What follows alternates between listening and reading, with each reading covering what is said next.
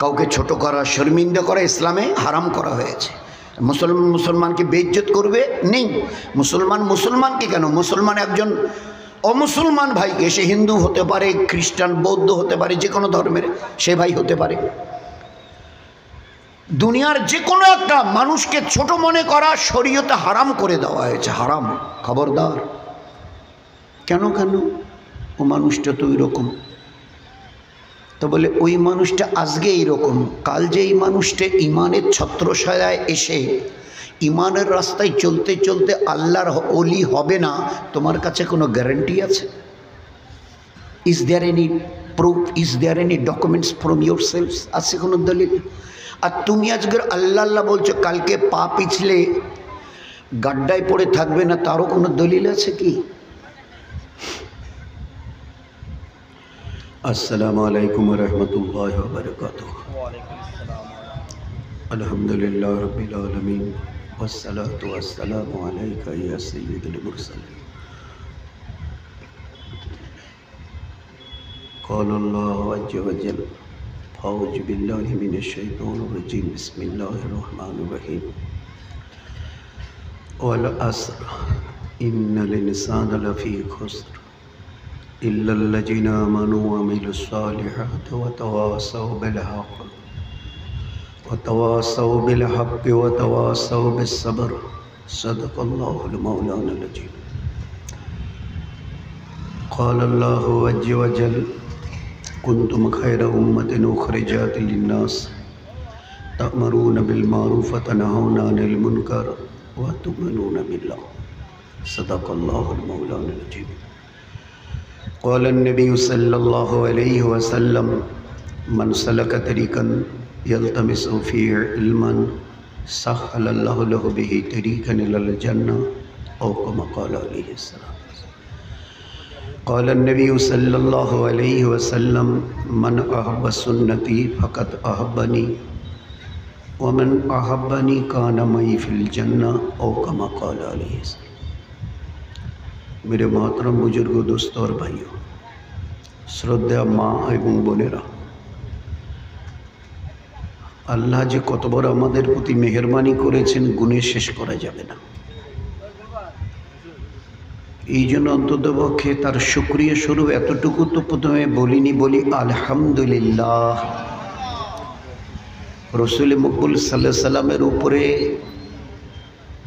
কতটা দরুদ পড়ব বলেন? প্রতিদিন 100, 1000, 1 লাখ, 1 কোটি, 1 অর্ব, 1 খর্ব প্রতিদিন। এইভাবে যদি আল্লাহ কিয়ামত পর্যন্ত হায়াত দেয় আর প্রতিদিন 1 কোটি বারেরও বেশি যদি নবীজির উপরে দরুদ পড়ি, তো ওই আল্লাহর নামে 1,00,000 বার কসম খেয়েও যদি কেউ বলে তো ভুল হবে না, ও নবীর ঋণ জীবনে শোধ করতে পারবো না। আমাদের ওই নবী 23টা বছর যা করে গেছেন, আজকের কবরে যা করছেন, কিয়ামতের মাঠে যা করবেন, দ্যাট বিয়ন্ড আমার imagination, that's beyond our imagination. এটা কোনোদিন শোধ করতে পারবো না তার এই ঋণ। এই জন্য এতটুকু অন্তত পক্ষে পড়িনি, বলি সাল্লাল্লাহু আলাইহি ওয়াসাল্লাম। বাস আল্লাহওয়ালারা বলতেন যে মদিনায় যদি আল্লাহ পৌঁছায় আর নবীজির ওই কবর মোবারকটা যদি 4, 5, 6 কিলোমিটার দূরে থাকে, তা আমরা সওয়ারির উপর থেকে নেমে, ওই জামানায় উট, ঘোড়া, খচ্চর, গাধা, তখন তার এইসব বাস, ট্রেন, এসব হাওয়াই জাহাজ ছিল না, ওই 4 পায়া জানোয়ার। তো বলছি দূরে আমরা নামতাম আর তারপরে নিয়ত করতাম, হে আল্লাহ, তোমার নবীর রওজা মোবারক পর্যন্ত যদি পায়ে হেঁটে নয়, এই 2 চোখের তারার উপরে ভর দিয়ে দিয়ে যদি যাই, তবু এই নবীর ঋণ শোধ হবে না, পায়ে হেঁটে নয়। সেই জন্য আল্লাহ পাক আমাদের প্রতি কতটা এহসান করেছেন যে এই এহসানের কোনো বদলা নেই, না আল্লাহ পাকের বিহিত দানের বদলা, না জনাবে রাসূলুল্লাহ সাল্লাল্লাহু আলাইহি ওয়াসাল্লামের কোরবানির কোনো বদলা। আর এই পুরো যে কোরবানিটা এরই জন্যে যে উম্মত তৈরি হোক, উম্মতের পুরুষ এবং মেয়েরা উম্মত তৈরি হোক। আল্লাহ একটা হায়াত দিয়েছিল মহামূল্যবান, আল্লাহ পাক নবীকে পাঠিয়ে আমাদের বোঝাতে চেয়েছিলেন দুনিয়ার এই হায়াতের এক একটা সেকেন্ডের মূল্য দিতে শেখো। একটা জীবন আসছে আর ডেফিনেটলি আসছে, আজ বাদে কাল। ও জীবনের শুরু আছে, কোনো শেষ নেই। আর ওই জীবনের তৈরির জন্য এই দুনিয়াটা। হেলায় খেলায় কেউ যদি আজকের এই জীবনটাকে এভাবে নষ্ট করে দিই, তো দয়ার নবী কথা বলতে শোনা গেছে তাকে যে ওই দিন নিজের পরিণতি, কিয়ামতের মাঠে নিজের পরিণতিকে দেখে এই চোখ দিয়ে রক্তের কান্না কাঁদতে কাঁদতে নদী বইয়ে দিয়ে তোমাকে জাহান্নামে যেতে হবে। এই জন্য একটা জীবন শেখাবার জন্য আল্লাহ পাক নবীকে পাঠিয়ে দিয়েছিলেন। আমরা বারবার বলি না, দিন দিন দিন। আল্লাহ পাক বড় মেহেরবানি করে মানুষের কাছে দিন পাঠিয়েছেন। দাল ইয়ে নু, দিন কি? তো বারবার আমরা শুনে আসছি, দিন is nothing but A code of A complete peaceful life. This is code of a complete peaceful life, where there is peace, progress, success, development and everything in this world and of the life of the hereafter. দুনিয়া এবং আখিরাতে একটা পরিপূর্ণ সুন্দর জীবন ব্যবস্থা। মায়ের পেট থেকে বেরিয়ে এসছি, ফের কবরের পেটে যেতে হবে। এই সফরে পায়ের নখ থেকে মাথার চুল পর্যন্ত এই 3.5 হাতের শরীরটা কিভাবে কখন ব্যবহার হবে, এর একটা পরিপূর্ণ গাইডলাইন আল্লাহ পাক কোরআনে কারিমে আর জনাবে রাসূলুল্লাহ সাল্লাল্লাহু আলাইহি ওয়াসাল্লাম প্র্যাকটিক্যাল করে দেখিয়ে দিয়েছেন। এই হচ্ছে জীবন। এ কোরআন জালিকাল কিতাবুল লা রাইবা ফীহি। আজ তো 1400 বছর, কেয়ামত গুজরে যাবে, লক্ষ কোটি বছর অতীত হবে, এই কোরআনে কারিমের একটা শব্দের কেউ ভুল কোনো ব্যাখ্যা খুঁজে পাবে না। এই কোরআনে কারিমের পুরো কোরআন তো ছেড়ে দিন, একটা সূরা তো ছেড়ে দিন, আয়াত তো ছেড়ে দিন, একটা শব্দের কোনো কম বেশি কেউ দেখাতে পারবে না। আজীব কিতাব আল্লাহ পাক নাজিল করেছে আমাদের জীবনকে তৈরি করবার জন্য। ফের জনাবে রাসূলুল্লাহ সাল্লাল্লাহু আলাইহি ওয়াসাল্লাম যেমন কোনো একটা কোম্পানি ভালো একটা কিছু মেশিন আবিষ্কার করলে, ধান কাটা ধান ছাড়াই একসঙ্গে, তো এর জন্য একটা ক্যাটালগ দিয়ে দেয়। এই মেশিনের সঙ্গে ক্যাটালগ, সঙ্গে একজন ইঞ্জিনিয়ার পাঠিয়ে দেন। আপনি যান, গিয়ে ওদেরকে কীভাবে চালাতে হয়, কোথায় কী ডালতে হবে, তেল পেট্রোলে ও দেখিয়ে দেন। তো আল্লাহ পাক কোরআনে কারীম এবং তার সঙ্গে জনাবে রাসূলুল্লাহ সাল্লাল্লাহু আলাইহি ওয়াসাল্লাম কে পাঠিয়ে দিয়ে এই জীবনটাকে ভালো করে দেখিয়ে দিয়েছে।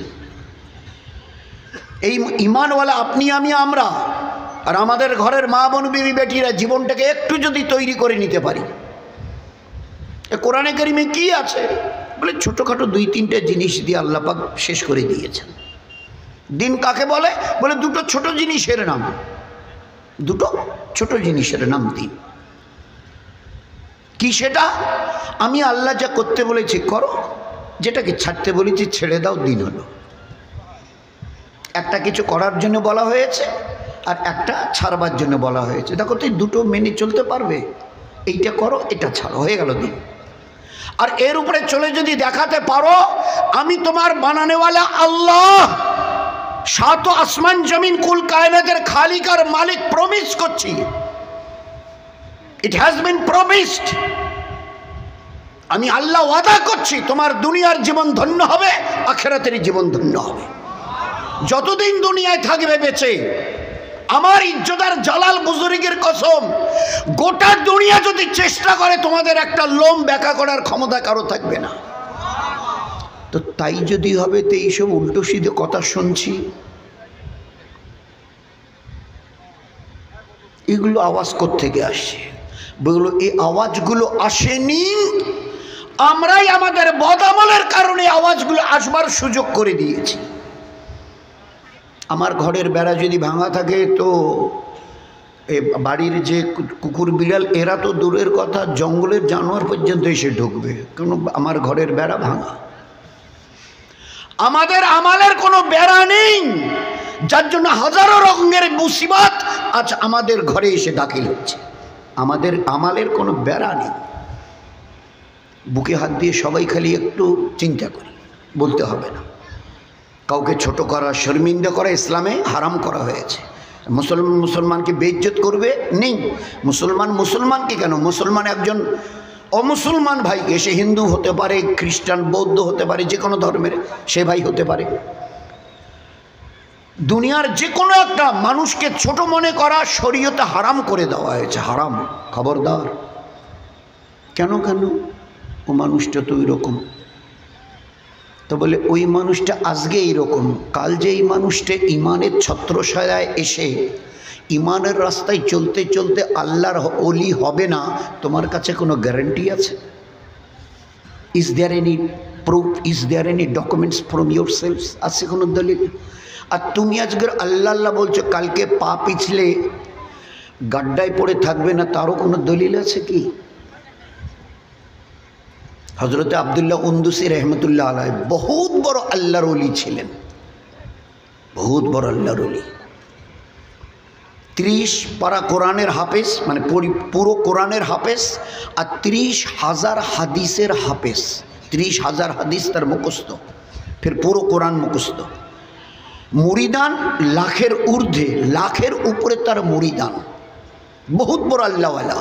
হজের সফরে, হজের জন্য যাচ্ছে, হজ করতে মুরিদানদের নিয়ে। আর মুরিদানরাও সেই এক একজন ওইরকম আল্লাহওয়ালা।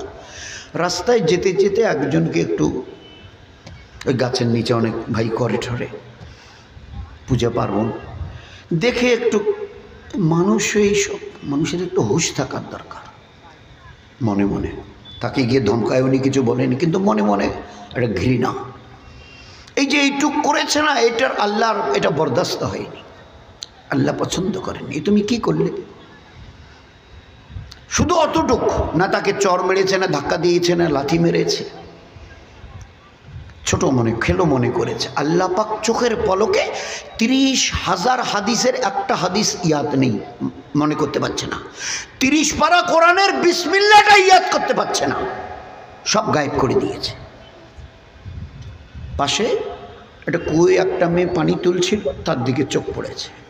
কিছুক্ষণ তাকিয়ে থাকার পরে মুরিদানদের বলছে, শোনো, তোমরা আমাকে মানো তো? বলে, হজরত আপনি কি বলেন?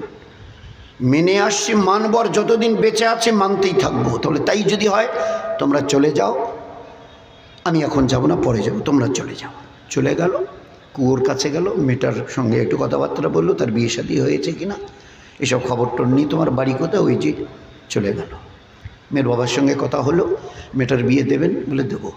তা আমি যদি বিয়ে করতে চাই, তা যদি করতে চাও আমি দিতে পারি, কিন্তু এই পোশাক আশাকে হবে না। আর তুমি আমার কাজ ফের করতে পারবে কি না সেটাও তো একটু যাচাই করে দেখতে হবে। হ্যাঁ বলুন, কি কাজ করতে হবে? তো বলো, ওই যে আমার এক পাল শুয়োর আছে, এগুলো 1 বছর চড়াতে হবে। যদি চড়িয়ে দেখিয়ে দিতে পারো যে হ্যাঁ তুমি fit, you are fit for this, এই কাজের জন্য উপযুক্ত, তো আমি কথা দিচ্ছি আমার মেয়ের সঙ্গে তোমার বিবাহ দেব। তাহলে ঠিক আছে, আমি রাজি আছি, আমি রাজি আছি, আমি রাজি আছি। তাহলে তুমি রাজি আছো তো, কিন্তু এই পোশাকে তো আর ওই কাজ করা যাবে না, তাহলে কি করতে হবে? তাহলে আমি দেখো, 2টো গামছা, একটা লাঠি এনে বলে, একটা গামছা পরো আর একটা মাথায় বাঁধো, আর এগুলো খুলে ফেলো, শেরওয়ানি, পাগড়ি সব খুলে ফেলো। করলো, চড়াচ্ছে। কতটুক সময়? ও আল্লাহ, ওই উপরে ওঠাতে কাউকে সময় লাগে না, নিচে যদি ফেলে দিতে চান তো সময় লাগে না। আল্লাহ তো আল্লাহই, আল্লাহ বেনিয়াস, আল্লাহ সামাত, ও কারোই পরোয়া করে না। তুমি যেই হও আর যাই হও, লাখো নবীকে পাঠিয়েছে একমাত্র আমাকে চেনবার জন্যে। শুধু এটা মুসা আলাইহিস সালামকে লক্ষ্য করে শুধু বলেননি, কিয়ামত পর্যন্ত কোরআনে কারীমের এই আয়াত কিয়ামত পর্যন্ত আনেওয়ালা ইনসানের দিকে ইশারা করেছে। ইন্নানি আনাল্লাহ, আমি একা আল্লাহ, লা ইলাহা ইল্লা আনা ফাবুদুনি, আমার ইবাদত করবে, দ্বিতীয় কারো নয়। ইবাদতের লায়ক একমাত্র আমি। ইন্নানি, ইন্না অবশ্যই, ইন্নানি আমার ইবাদত করো, আমি একা, লা শারীকা লাহু, আমার কোনো অংশ নেই। তো এক আল্লাহর পরিচয় করাবার জন্যে আল্লাহ পাক লাখো নবী, শেষ নবী জনাবে রাসূলুল্লাহ সাল্লাল্লাহু আলাইহি ওয়াসাল্লামকে পাঠিয়ে দিয়েছিলেন আমাদের কাছে। একটা জীবনকে বোঝবার জন্য। দুনিয়া আজ আছে কাল থাকবে না, ডাক এলে চলে যেতে হবে, ধারাধার যাকে চুইছে পড়ে থাকবে, বাস কালিয়াতে মায়ের পেট থেকে যেভাবে এসছো ওইভাবে তোমাকে যেতে হবে, চাই তুমি যাই হও আর যাই হও, গাছতলা থাকো আর 5 তলা বিল্ডিংয়ে থাকো, ডাক এলে চলে যেতে হবে। কেউ রুকনেওয়ালা নেই গোটা দুনিয়ায়, কেউ রুকনেওয়ালা নেই। গোটা দুনিয়ার আওয়াজ খুব বড় বড় হচ্ছে, কিন্তু তারা আজকের যদি আল্লাহকে চিনতে চেষ্টা করতো না, আর আমরাও যারা আছি, যারা আল্লাহ আল্লাহ বলছি, সে আল্লাহ আল্লাহর আজকের বলটা জবানে আছে, ভিতরটা কতটা খোকলাও তো আল্লাহই জানে। অথচ আল্লাহ পাকের রাখার জায়গা, আল্লাহ পাককে রাখবার জায়গা এই জায়গা নয়, এটা এই দেখানো হয়েছিল এই জায়গা। হুজুর সাল্লাল্লাহু আলাইহি ওয়াসাল্লাম সাহাবাদের মজমায় করে দেখিয়ে দিয়েছেন, আর ওটা হাদিসে পাকের পাতায় লেগে আমাদের 1400 বছরের মাথায় এসে আমাদেরকে শোনানো হচ্ছে। কিসের জন্যে? হুজুর আকরাম সাল্লাল্লাহু আলাইহি ওয়াসাল্লাম সাহাবাদের মাঝখানে বসে এবারে বলছে, আল ইমানু হাহুনা হাহুনা, আল ইমানু হাহুনা, দিল দিল, ইমানের জায়গা হচ্ছে দিল। আর নেফাকো হাহুনা, আর নেফাকো হাহুনা, এটা মুনাফিকের জায়গা জবান। দিলকে এখানে বসাও, হাত তুলে দোয়া মাংতেন, আল্লাহুম্মা হাব্বিব ইলাইনাল ঈমান ওয়া জাইনহু ফি কুলুবিনা। এ আল্লাহ, দুনিয়াতে বহু জিনিসকে আমি মহব্বত করি, আমার বাড়ি ঘর, চাষ চাকরি, দোকান ব্যবসা, বিবি বাচ্চা বাচ্চিকে পর্যন্ত মহব্বত করি। এ আল্লাহ, যাদেরকে আমি মহব্বত করি তার চাইতে অনেক বেশি মহব্বতের জিনিস ইমানকে বানিয়ে দিন আমার জন্যে। আল্লাহুম্মা হাব্বিব ইলাইনাল ঈমান, যত জিনিসকে আমি মহব্বত করি সবচাইতে বেশি যেন ইমানকে মহব্বত করতে পারি। আল্লাহকে পাবার জন্য আল্লাহ ঈমান দিয়েছে, আল্লাহকে পাবার জন্য বিবি বাচ্চা চাষ চাকরি দোকান দেয়নি, এগুলো তো পরীক্ষার জন্য আল্লাহ দিয়েছে। আল মাল ওয়াল বানুন ফিতনা, এই ফিতনার বাংলা অর্থ হচ্ছে পরীক্ষা। এই জায়গা জিরাত পেয়ে, বিবি বাচ্চা পেয়ে, আত্মীয় স্বজন পেয়ে আমাকে মনে রাখো না ভুলে যাও, আমি দেখব এই সব কিছুকে রব বানাও না আমি একা, আল্লাহ আমাকে রব বানাও, আমি দেখব। জীবনটা বড় গোলমেলে হয়ে গেছে।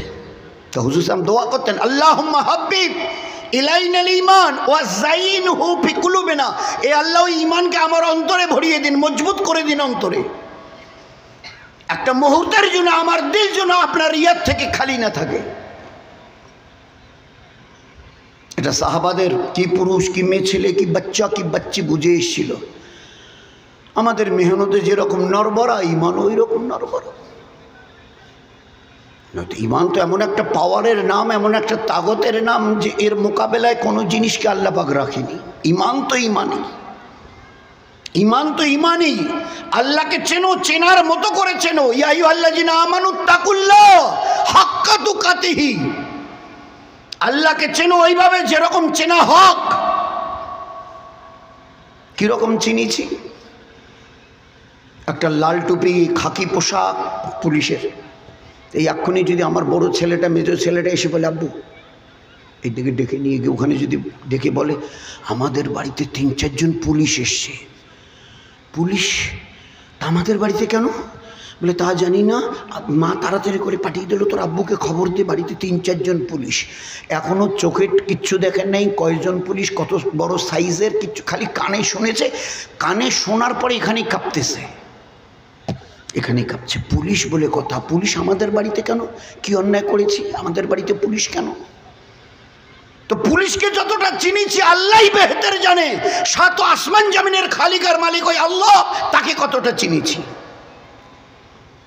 এই যে নামাজ নামাজ বলি না, 5 ওয়াক্তের নামাজ, নামাজ শুরু কখন হয়? আজান। আজান যখন শুরু হয় আল্লাহ, তো সাহাবারা এইভাবে কাঁপতো, রং বিবর্ণ হয়ে যেত, হলদে ফ্যাকাশে হয়ে যেত। আরে ভাই কেন কেন কাঁপছেন? বলে আল্লাহ শব্দ শোনা পেয়েছেন, খানিক পরে তার কাছে গিয়ে দাঁড়াতে হবে, যিনি 7 আসমান জমিনের মালিক, তার সামনে গিয়ে দাঁড়াতে হবে। কি করে দাঁড়াবো? একটা হাকিমের সামনে দাঁড়াতে গেলে আমার কাঁপুনি এসে, ইনি তো খালিকার মালিক, লিল্লাহি মা ফিস সামাওয়াতি ওয়াল আরদ, আসমান জমিনের তিনি একমাত্র বানানোওয়ালা, তার সামনে দাঁড়ানোর নাম হচ্ছে নামাজ। আল্লাহর নবী বলতেন, যেখানে সেজদা করো আল্লাহর রহমতের 2 পায়ের মাঝখানে তোমার সেজদা পড়ে। তাহলে আল্লাহ কতটা কাছে থাকে বলো তো? তাকে চেনো, চেনার মতো। সাহাবাদের পুরুষ মেয়ে ছেলেরা বাচ্চারা বাচ্চিরা আজ মেহনত নেই বলে জীবনটা গোটাটাই পাল্টে গেছে, ওলট পালট হয়ে গেছে। ওলট পালট হয়ে গেছে, ওলট পালট হয়ে গেছে। ও কেচ্ছা কম বেশি সবাই জানি। মা মেয়েকে বলছে, এই বেটি দুধ তো আজকের অল্প হলো, চলবি কি করে, এক কাজ কর, তুই আমি দুইজনে পানি মিশাই, দুধে একটু পানি মেশাই, পরিমাণটা বাড়বে, বাজারে বেচলে একটু ভালো পয়সা পাবো, তোর আমার ভালো চলবে। তো বেটি উত্তর দিয়েছে, কত হবে বয়স? 11-12। এখনও আরবে ওই রেওয়াজ আছে, অল্প বয়সে বিয়ে দেয়, বিয়ে শাদীর এখনও আরবে, সে জামানায় ওই রকমই ছিল। 11-12-13 বছরের মেয়ে। তো মা বলছে, বেটি ও বাছুরটা তো দুধ খেয়ে ফেলেছে, ওটার বাচ্চাটা, তা অল্প পরিমাণ দুধ কি করে চলবে তোর, চল তুই আমি দুধে পানি মেশাই। তো ওই কম বয়সী মেয়েটা তখন বলছে, মা এটা তুমি কি বলছো, এই দুধে পানি মেশানোর খবর যদি উমর রাদিয়াল্লাহ, উনি আমিরুল মোমিনিন জামানার খলিফা, আমিরুল মোমিনিন যদি শোনে না, তো তোমাকে আমাকে আস্ত রাখবে না।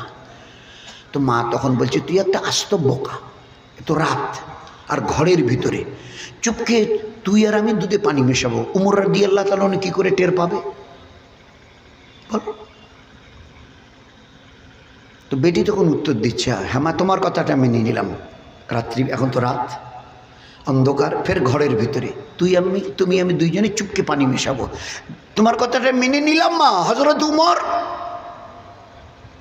না হয় টের পাবে না, টের পাবে না, কিন্তু মা তুমি বলো, আমরা যদি রাতের এই আধারে ঘরের ভিতরে দুধে পানি মেশাই, আল্লাহ কি টের পাবে না? তুমি আল্লাহকে কি জবাব দেবে ওই দিন? মা এবারে 12-13 বছরের মেয়েকে জড়িয়ে ধরে বলছে, বেটি দুধে পানি দেবার জন্যে নয়, আজ বাদে কাল তুই পরায়া হবি, পরায়া মানে স্বামীর বাড়িতে যাবি, তোর বিয়ে শাদী হবে, এখনও তো বিয়ে শাদী হয়নি, তো বাচ্চা, তো আজ বাদে কাল তোর বিয়ের শাদী হবে। আমি মা দেখতে চেয়েছিলাম তোর এই জায়গার অন্তরে আল্লাহ কতটা জায়গা পেয়েছে, আল্লাহকে কতটা তুই জায়গা দিয়েছিস, এইটা আমি দেখতে চেয়েছিলাম। মা মেয়েকে জড়িয়ে ধরে খুব দোয়া দিচ্ছে, আল্লাহ তোর হায়াতে বরকত দিক, তোর জীবনে আল্লাহ খুব বরকত দিক। কারণ 12-13 বছরের মেয়ে উত্তর দিয়েছে। মা বলেছিল, তুই আমি যদি চুপকে দুধে পানি মিশিয়ে তো উমর রাদিয়াল্লাহু কি করে টের পাবে, তো অন্ধকারে, ফের ঘরের ভিতরে। তো মেয়ে বলছে, হ্যাঁ মা ঠিক আছে, তোমার কথাটা মেনে নিলাম, উমর রাদিয়াল্লাহু তাআলা না হয় টের পাবে না, আল্লাহ কি টের পাবে না বলো তো? আল্লাহকে কি জবাব দেবে? এই ছিল ঈমান। আর একটু বয়সে আল্লাহ রসুল ওই মেয়ে ছেলেটির বাচ্চাটা মরে গেছে, তো কবর দিতে বলে না, ওর মাকে এজাজত নিয়ে দাও। তো যখন সেই সাহাবিয়াকে বলতে গেছে, তো সাহাবিয়া বলছে যে ইন্তেকাল করে গেছে, বলে হ্যাঁ। তো বলি কবরটা একটু দেরি করে দাও, 1 লোটা পানি আর একটা জায়নামাজ দাও, কারণ আমি তো চোখে দেখি না, অন্ধা, সাহাবিয়া অন্ধা, বাচ্চাটার মা, আমি তো দেখি না যে 1 লোটা পানি আর একটা জায়নামাজ। উজু করে জায়নামাজ বিছিয়ে 2 রাকাত নফল পড়েছে, হাত তুলে সালাম ফিরে খালি এতটুকু বলেছে, আল্লাহ তুমি না কোরআনে বলেছিলে আল্লাহ আমি ওই আল্লাহ যে শতবার হায়াত দিতে জানি, শতবার মারতে জানি, মারার পরে ফের হায়াত দিতে জানি, এই আল্লাহ তুই বাচ্চাটাকে মেরে মারতে চেয়েছিস, মারা গেছে। আচ্ছা তুমি বলো কিয়ামত জিন্দা করবে কিনা, কবরে রাখার পরে বাচ্চাটা জিন্দা হবে কিনা, তুলে বসানো হবে কিনা, ফের কিয়ামতের ময়দানে দাঁড় করানো হবে কিনা বলো? আমার তো এই তামান্না ছেলে বাচ্চাটা বড় হবে, আমি তো চোখে দেখি না, এই বাচ্চাটা বড় হলে আমাকে সাহারা দেবে, আমি ওর হাত ধরে এখানে ওখানে দিনের জন্য যেতে পারবো। এ আল্লাহ শুনে নাও, আমার মরা বাচ্চা যতক্ষণ হায়াত পাইনি এই জায়নামাজ থেকে উঠবো না। তার কথা শেষ হওয়ার আগে খোদার কসম আল্লাহ মরা বাচ্চাকে বাঁচিয়ে দিয়েছে, উঠে বসে গেছে। এই ছিল ইমানের পাওয়ার। তুমি আমার হও, আমি তোমার হব, আমি যা বলি তুমি করে দেখাও, আমার ইজ্জতের কসম যা তোমরা বলবে আমি আল্লাহ তা করে দেখাবো। ও রাস্তা থেকে বহু দূরে চলে গেছি। খাওয়াবে আল্লাহকে দেখে জিজ্ঞাসা করছে আব্দুল ওয়াহিদ রহমতুল্লাহ আলাইহি, এই বেশি লম্বা দিনের কথা নয়, সে দিনের কেচ্ছা। আল্লাহকে খাওয়াবে দেখে জিজ্ঞাসা করছে, আল্লাহ জান্নাতে আমার বিবি কে হবে? বলে চুপ, সব কথা বাড়াস নেই, যা কাজ তাই কর। বলে না না বলো না আল্লাহ বলো। তো আল্লাহর বান্দা বান্দির মধ্যে যা হয় ওটা ধারণা করতে পারবো না। আল্লাহ রাসূল সাল্লাল্লাহু আলাইহি ওয়াসাল্লাম বলতেন একটা মা তার দুধ পিতা হুয়া বাচ্চা মানে বাচ্চাকে যতটা না মহব্বত করেন তার চাইতে আমাদের আল্লাহ তার বান্দা বান্দিকে 70 গুণ বেশি মহব্বত করে। বাচ্চার কিছু হলে মা আরামকে হারাম করে দেয়, খাওয়াকে ভুলে যায়, নাওয়া খাওয়া ভুলে যায়, তার চাইতে 70 গুণ। তো হযরত আব্দুল ওয়াহিদ রাহমাতুল্লাহ আলাইহি বলছে এ আল্লাহ তো বলো না, আল্লাহ কে হবে আমার বিবি, বলো না নামটা। এখন আবদার বান্দার কি করে, বাধ্য হয়ে বলেছে মাইমুনা। কি নাম বললো ভাই? মাইমুনা। আল্লাহ ওর বাড়িটা কোথায়? আবার চুপ, তবে না আল্লাহ বলো বলো, আর কিচ্ছু জিজ্ঞাসা বলো। তো বলেছে কুফা। কুফা মানে একটা জায়গা আপনাদের যেমন এটা পাহাড়গঞ্জ হালকা মাল্লিরহাট। তো বলেছে কুফা। সকালবেলা উঠে কুফায় চলে গেছে। লোককে জিজ্ঞাসা করছে ভাই এখানে মাইমুনা নামে কোনো মেয়ে আছে? বলে আছে তো। কোথায়? ওই পাহাড়ের কিনারায় বকরি চড়াচ্ছে, ওই মেয়েটা বকরি চড়াচ্ছে। কাছে গিয়ে দেখে যে হ্যাঁ বকরি, কিন্তু ও দাঁড়িয়ে একটা চাদর মুড়ি দিয়ে নামাজ পড়ছে। তা নামাজ পড়ছে তো কথা বলা যায় না, চুপচাপ বসে আছে পিছনে। সালাম ফিরিয়েছে মাইমুনা।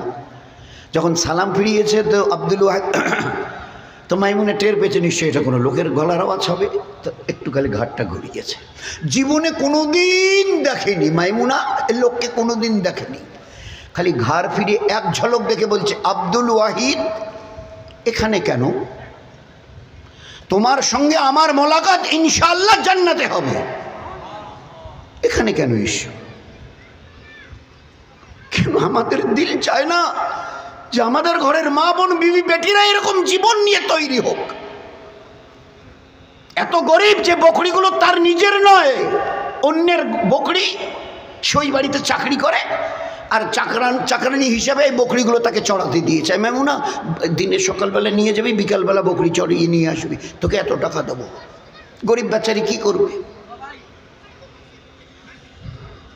কিন্তু দুনিয়ার একেবারে তো গরিব ছিল, কিন্তু দিনের একেবারে আল্লাহর সঙ্গে সম্পর্ক কিরকম ছিল তার এক ঝলক দেখে বলেছে আব্দুল ওয়াহিদ, নাম ধরে বলছে আব্দুল ওয়াহিদ এখানে কেন এসছো? তোমার সঙ্গে আমার মোলাকাত তো জান্নাতে হবে। এবারে চিন্তা করছে আমি আল্লাহকে খবে স্বপ্নের দিকে জিজ্ঞাসা করে নাম গ্রাম জেনে নিলাম, এ আমার চাইতো এত আল্লাহওয়ালি যে এক ঝলক। তো বলছে মাইমুনা এটা তুমি কি করে আমাকে চিল্লি বা কি করে আর জান্নাতে? বলে রোজে আজলে আল্লাহ আমাকে জানিয়ে দিয়েছে আমার স্বামী কি হবে, কীরকম তার শক্ল সুরত হবে। তো বলছে মাইমুনা আমি আসার পরের থেকে দেখছি তোমার এই বকরির পালে বকরিও যতগুলো, বাঘও প্রায় ওই রকম সংখ্যায় প্রায় সমান সমান, কিন্তু এতভাবে লক্ষ্য করছি একটা বাঘ একটা বকরিকে হামলা করেনি। এতক্ষণ ধরে লক্ষ্য করছি একটা বাঘ একটা বকরিকে থাবা মারেনি। তো বলছে আব্দুল ওয়াহিদ এইসব অহেতুক কথা বলে কেন দুনিয়ার হায়াতটাকে নষ্ট করছো? যাও গিয়ে ইবাদত করো, যাও যাও যাও। তো বলে না মাইমুনা খালি কথাটা খালি উত্তরটাকে দিয়ে দাও, আমি শুনে এক্ষুনি চলে যাব।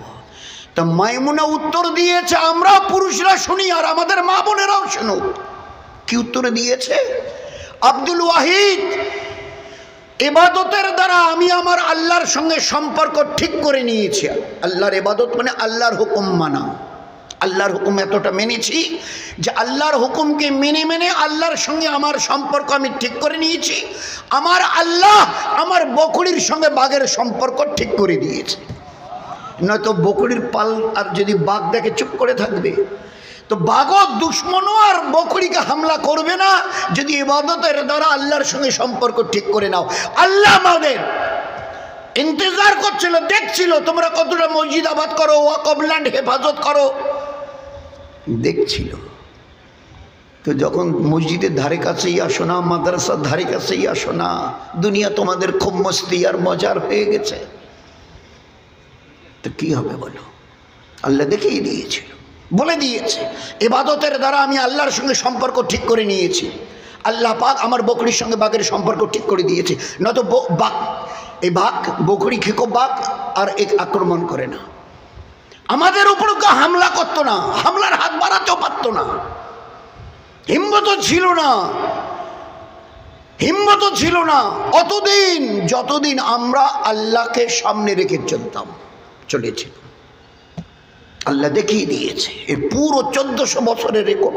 তার আগে তো ছিলই, তার আগে তো একদম ভরা, কম বেশি সবাই জানি আমরা। শুধু আল্লাহকে চিনি, তার ইবাদতটাকে বুঝি, জীবনটাকে ধন্য করি। ওয়াল্লাহু খায়রুন হাফেজা, আমার চাইতে আল্লাহর চাইতে বড় হেফাজত করেনেওয়ালা তোমাদের জন্য না জমিনে কেউ আছে না আসমানে কেউ আছে।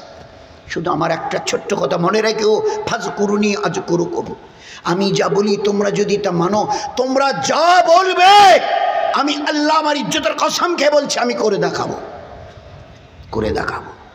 এই আল্লাহ, আমরা 313, দুশ্মনেরা 1000, তারও বেশি, আমাদের হাতে কিচ্ছু নেই, আর ওরা 2 হাতে তলোয়ার নিয়ে সকাল হলে মুখোমুখি হবে, বোধহয় 2-4 মিনিটের মধ্যে আমাদের 313 জনের মাথাটা জমিনে পড়ে থাকবে। আমাদের হাতে তো কিছু নেই, সংখ্যায় 313, ওরা 1000-এর উপরে, আর ওরা তৈরি হয়ে এসছে। আমাদের হঠাৎ করে নবীজি খবর দিলেন চলো, চলে এলাম, আমাদের হাতে যে কিচ্ছু নেই, কি হবে? তোই ফাজকুরুনি আযকুরুকুম, আমি যেভাবে বলেছি তোমরা সেইভাবে জীবনকে তৈরি করে নিয়েছো। আজ যখন বলছে আল্লাহ আমরা 313, ওরা 1000-এর উপরে, তোমাদের কিচ্ছু করতে হবে না। জিবরাইল এলো, একটা গাছের নিচে হুজুর সাল্লাল্লাহু আলাইহি ওয়াসাল্লাম বসেছিলেন, এসে সালাম দিয়ে বলল আল্লাহ রাসূল আপনি কোনো ঘাবড়াবেন না, কোনো চিন্তা, একটু মাথা তুলে দেখো। আল্লাহর পেয়ারা নবী সাল্লাল্লাহু আলাইহি ওয়াসাল্লাম মাথা তুলে পাহাড়টার দিকে তাকিয়ে দেখে। আমরা যখন বদরে গেছিলাম ওই আরবওয়ালাদের জিজ্ঞাসা করছিলাম যে ভাই কোন পাহাড়টা, তো দেখিয়ে দিয়েছিল যে এই পশ্চিম দিকে যে মাটিয়া রঙের যে পাহাড়টা দেখছেন, ধূসর রঙের, ওই পাহাড়টা, ওর উপরে। হুজুর সাহেব বলছে জিবরাইল আলাইহিস সালাম, আল্লাহর রাসূল আপনি পাহাড়টার দিকে তাকিয়ে দেখেন। আল্লাহ নবী পাহাড়ের দিকে তাকিয়ে দেখে 5000 ফেরেশতা যুদ্ধের পোশাক পরে 313-কে সাহায্য করবার জন্য আসমান থেকে নেমে আসে। এই ছিল ফাজকুরুনি আযকুরুকুম, যা আমি বলি করে দেখাও, তোমরা যা বলবে আমার ইজ্জতের কসম এইভাবে করব যে গোটা দুনিয়ার অ্যাটমি তাকত তোমাদের একটা লোম বিগড়াতে পারবে না, হিম্মত নেই তাদের। আল্লাহ দেখিয়ে দিয়েছিল হর জামানায়, যখন যেখানে যেরকমের প্রয়োজন ছিল। ও অনেক, আমরা তো ভাই সাদাসিধা লোক, লেখাপড়া নেই, অনেক মাস্টারমশাইরা আছেন শিক্ষিত লোক, জিজ্ঞাসা করবেন। আমেরিকা তো আমেরিকা, ডোনাল্ড তো ডোনাল্ডেই, নাম শুনলে লোক কাঁপে থরথর করে। দিন কয়েক আগে আগুন তাদের দেশে, তাও আবার সান ফ্রান্সিসকো আর লস অ্যাঞ্জেলস, দুইটা বড় বড় নাম করা শহর। আমাদের যেমন বোম্বাই, দিল্লি, ভারতবর্ষের বোম্বাই, দিল্লি, তো ওই রকম আমেরিকার লস অ্যাঞ্জেলস, সান ফ্রান্সিসকো, দুটো বড় বড় সিটি। আর সেখানে যারা বাস করেন সব ওদের দেশের ভিআইপি, যারা মোস্ট ইন্টেলেকচুয়াল যারা, তারা। আর সেইখানে লেগেছে আগুন, 2 দিন 4 দিন 10 দিন, মাস 1.5 মাস গড়িয়ে যাচ্ছে, দাউ দাউ করে জ্বলছে। হাজারো চেষ্টা, আমেরিকার দাদার সমস্ত দাদাগিরি শেষ হয়ে যাচ্ছে, শুধু ছাই আর ছাই, 8, 10, 20, 25, 50 তালা সব মাটির সঙ্গে মিশে খালি দাউ দাউ করে জ্বলছে। হাঁ করে দেখিয়ে তাকিয়ে আছে, কিচ্ছু করার ক্ষমতা নেই, কিচ্ছু করতে পারেনি লম্বা সময় ধরে। শুধু ছাই স্তূপকার হয়েছে, যতদূর চোখ তুলে তাকানো যায়, কাছে যেতে পারছে না। হাওয়াই জাহাজে গ্যালনটা গ্যালন পানি, গ্যাস ছেড়ে দিয়েছে। তো পিপাসিত লোককে যদি হাতে একটু পানি দেন, পিপাসা বুঝবে। খুব পিপাসা লেগেছে ভাই, 1 গ্লাস পানি দেন না, জানটা বার হয়ে যাচ্ছে এখানে গরমে। আর তা বলে একটু হাত পাতেন, তো এখানে যদি 4-5 ফোঁটা পানি দেন তাহলে পান করেন, কি হবে বলুন? তো যে আগুন জ্বলছে ওতে তুমি কতটুকু পানি দেখছো? ডোনাল্ড দাদা, এর আগে জো বাইডেন ছিল সেই সময়, আর তারপরে উনি এলেন, তো কিচ্ছু করতে পারছে না। কিন্তু আপনি, আমি, আমরা দোস্ত ভুলে গেছে ওই দিনের কথা। উমর রাদিয়াল্লাহু তাআলা মসজিদে নববীতে বসে আছে, খেলাফতের কিছু কাজ। পাহাড়ের ওইদিকার, মদিনার পাহাড়ের ওইদিকার একদল লোক দৌড়ে এসে বলছে, আমিরুল মুমিনিন তাড়াতাড়ি ব্যবস্থা করুন, নয়তো গোটা মদিনা জলে ছাই হবে। কেন, কি হয়েছে? বলে এই পাহাড়টা, পুরো পাহাড়টা দাউ দাউ করে জ্বলে মোমের মতো গলে মদিনার দিকে চলে আসছে। পুরো পাহাড়টা, এই জঙ্গলের কটা গাছ নয়, পুরো পাহাড়টা দাউ দাউ করে জলে নিচে নেমে আসছে। আপনি তাড়াতাড়ি ব্যবস্থা করুন, আর নয়তো গোটা মদিনা জ্বলে ছাই হয়ে যাবে।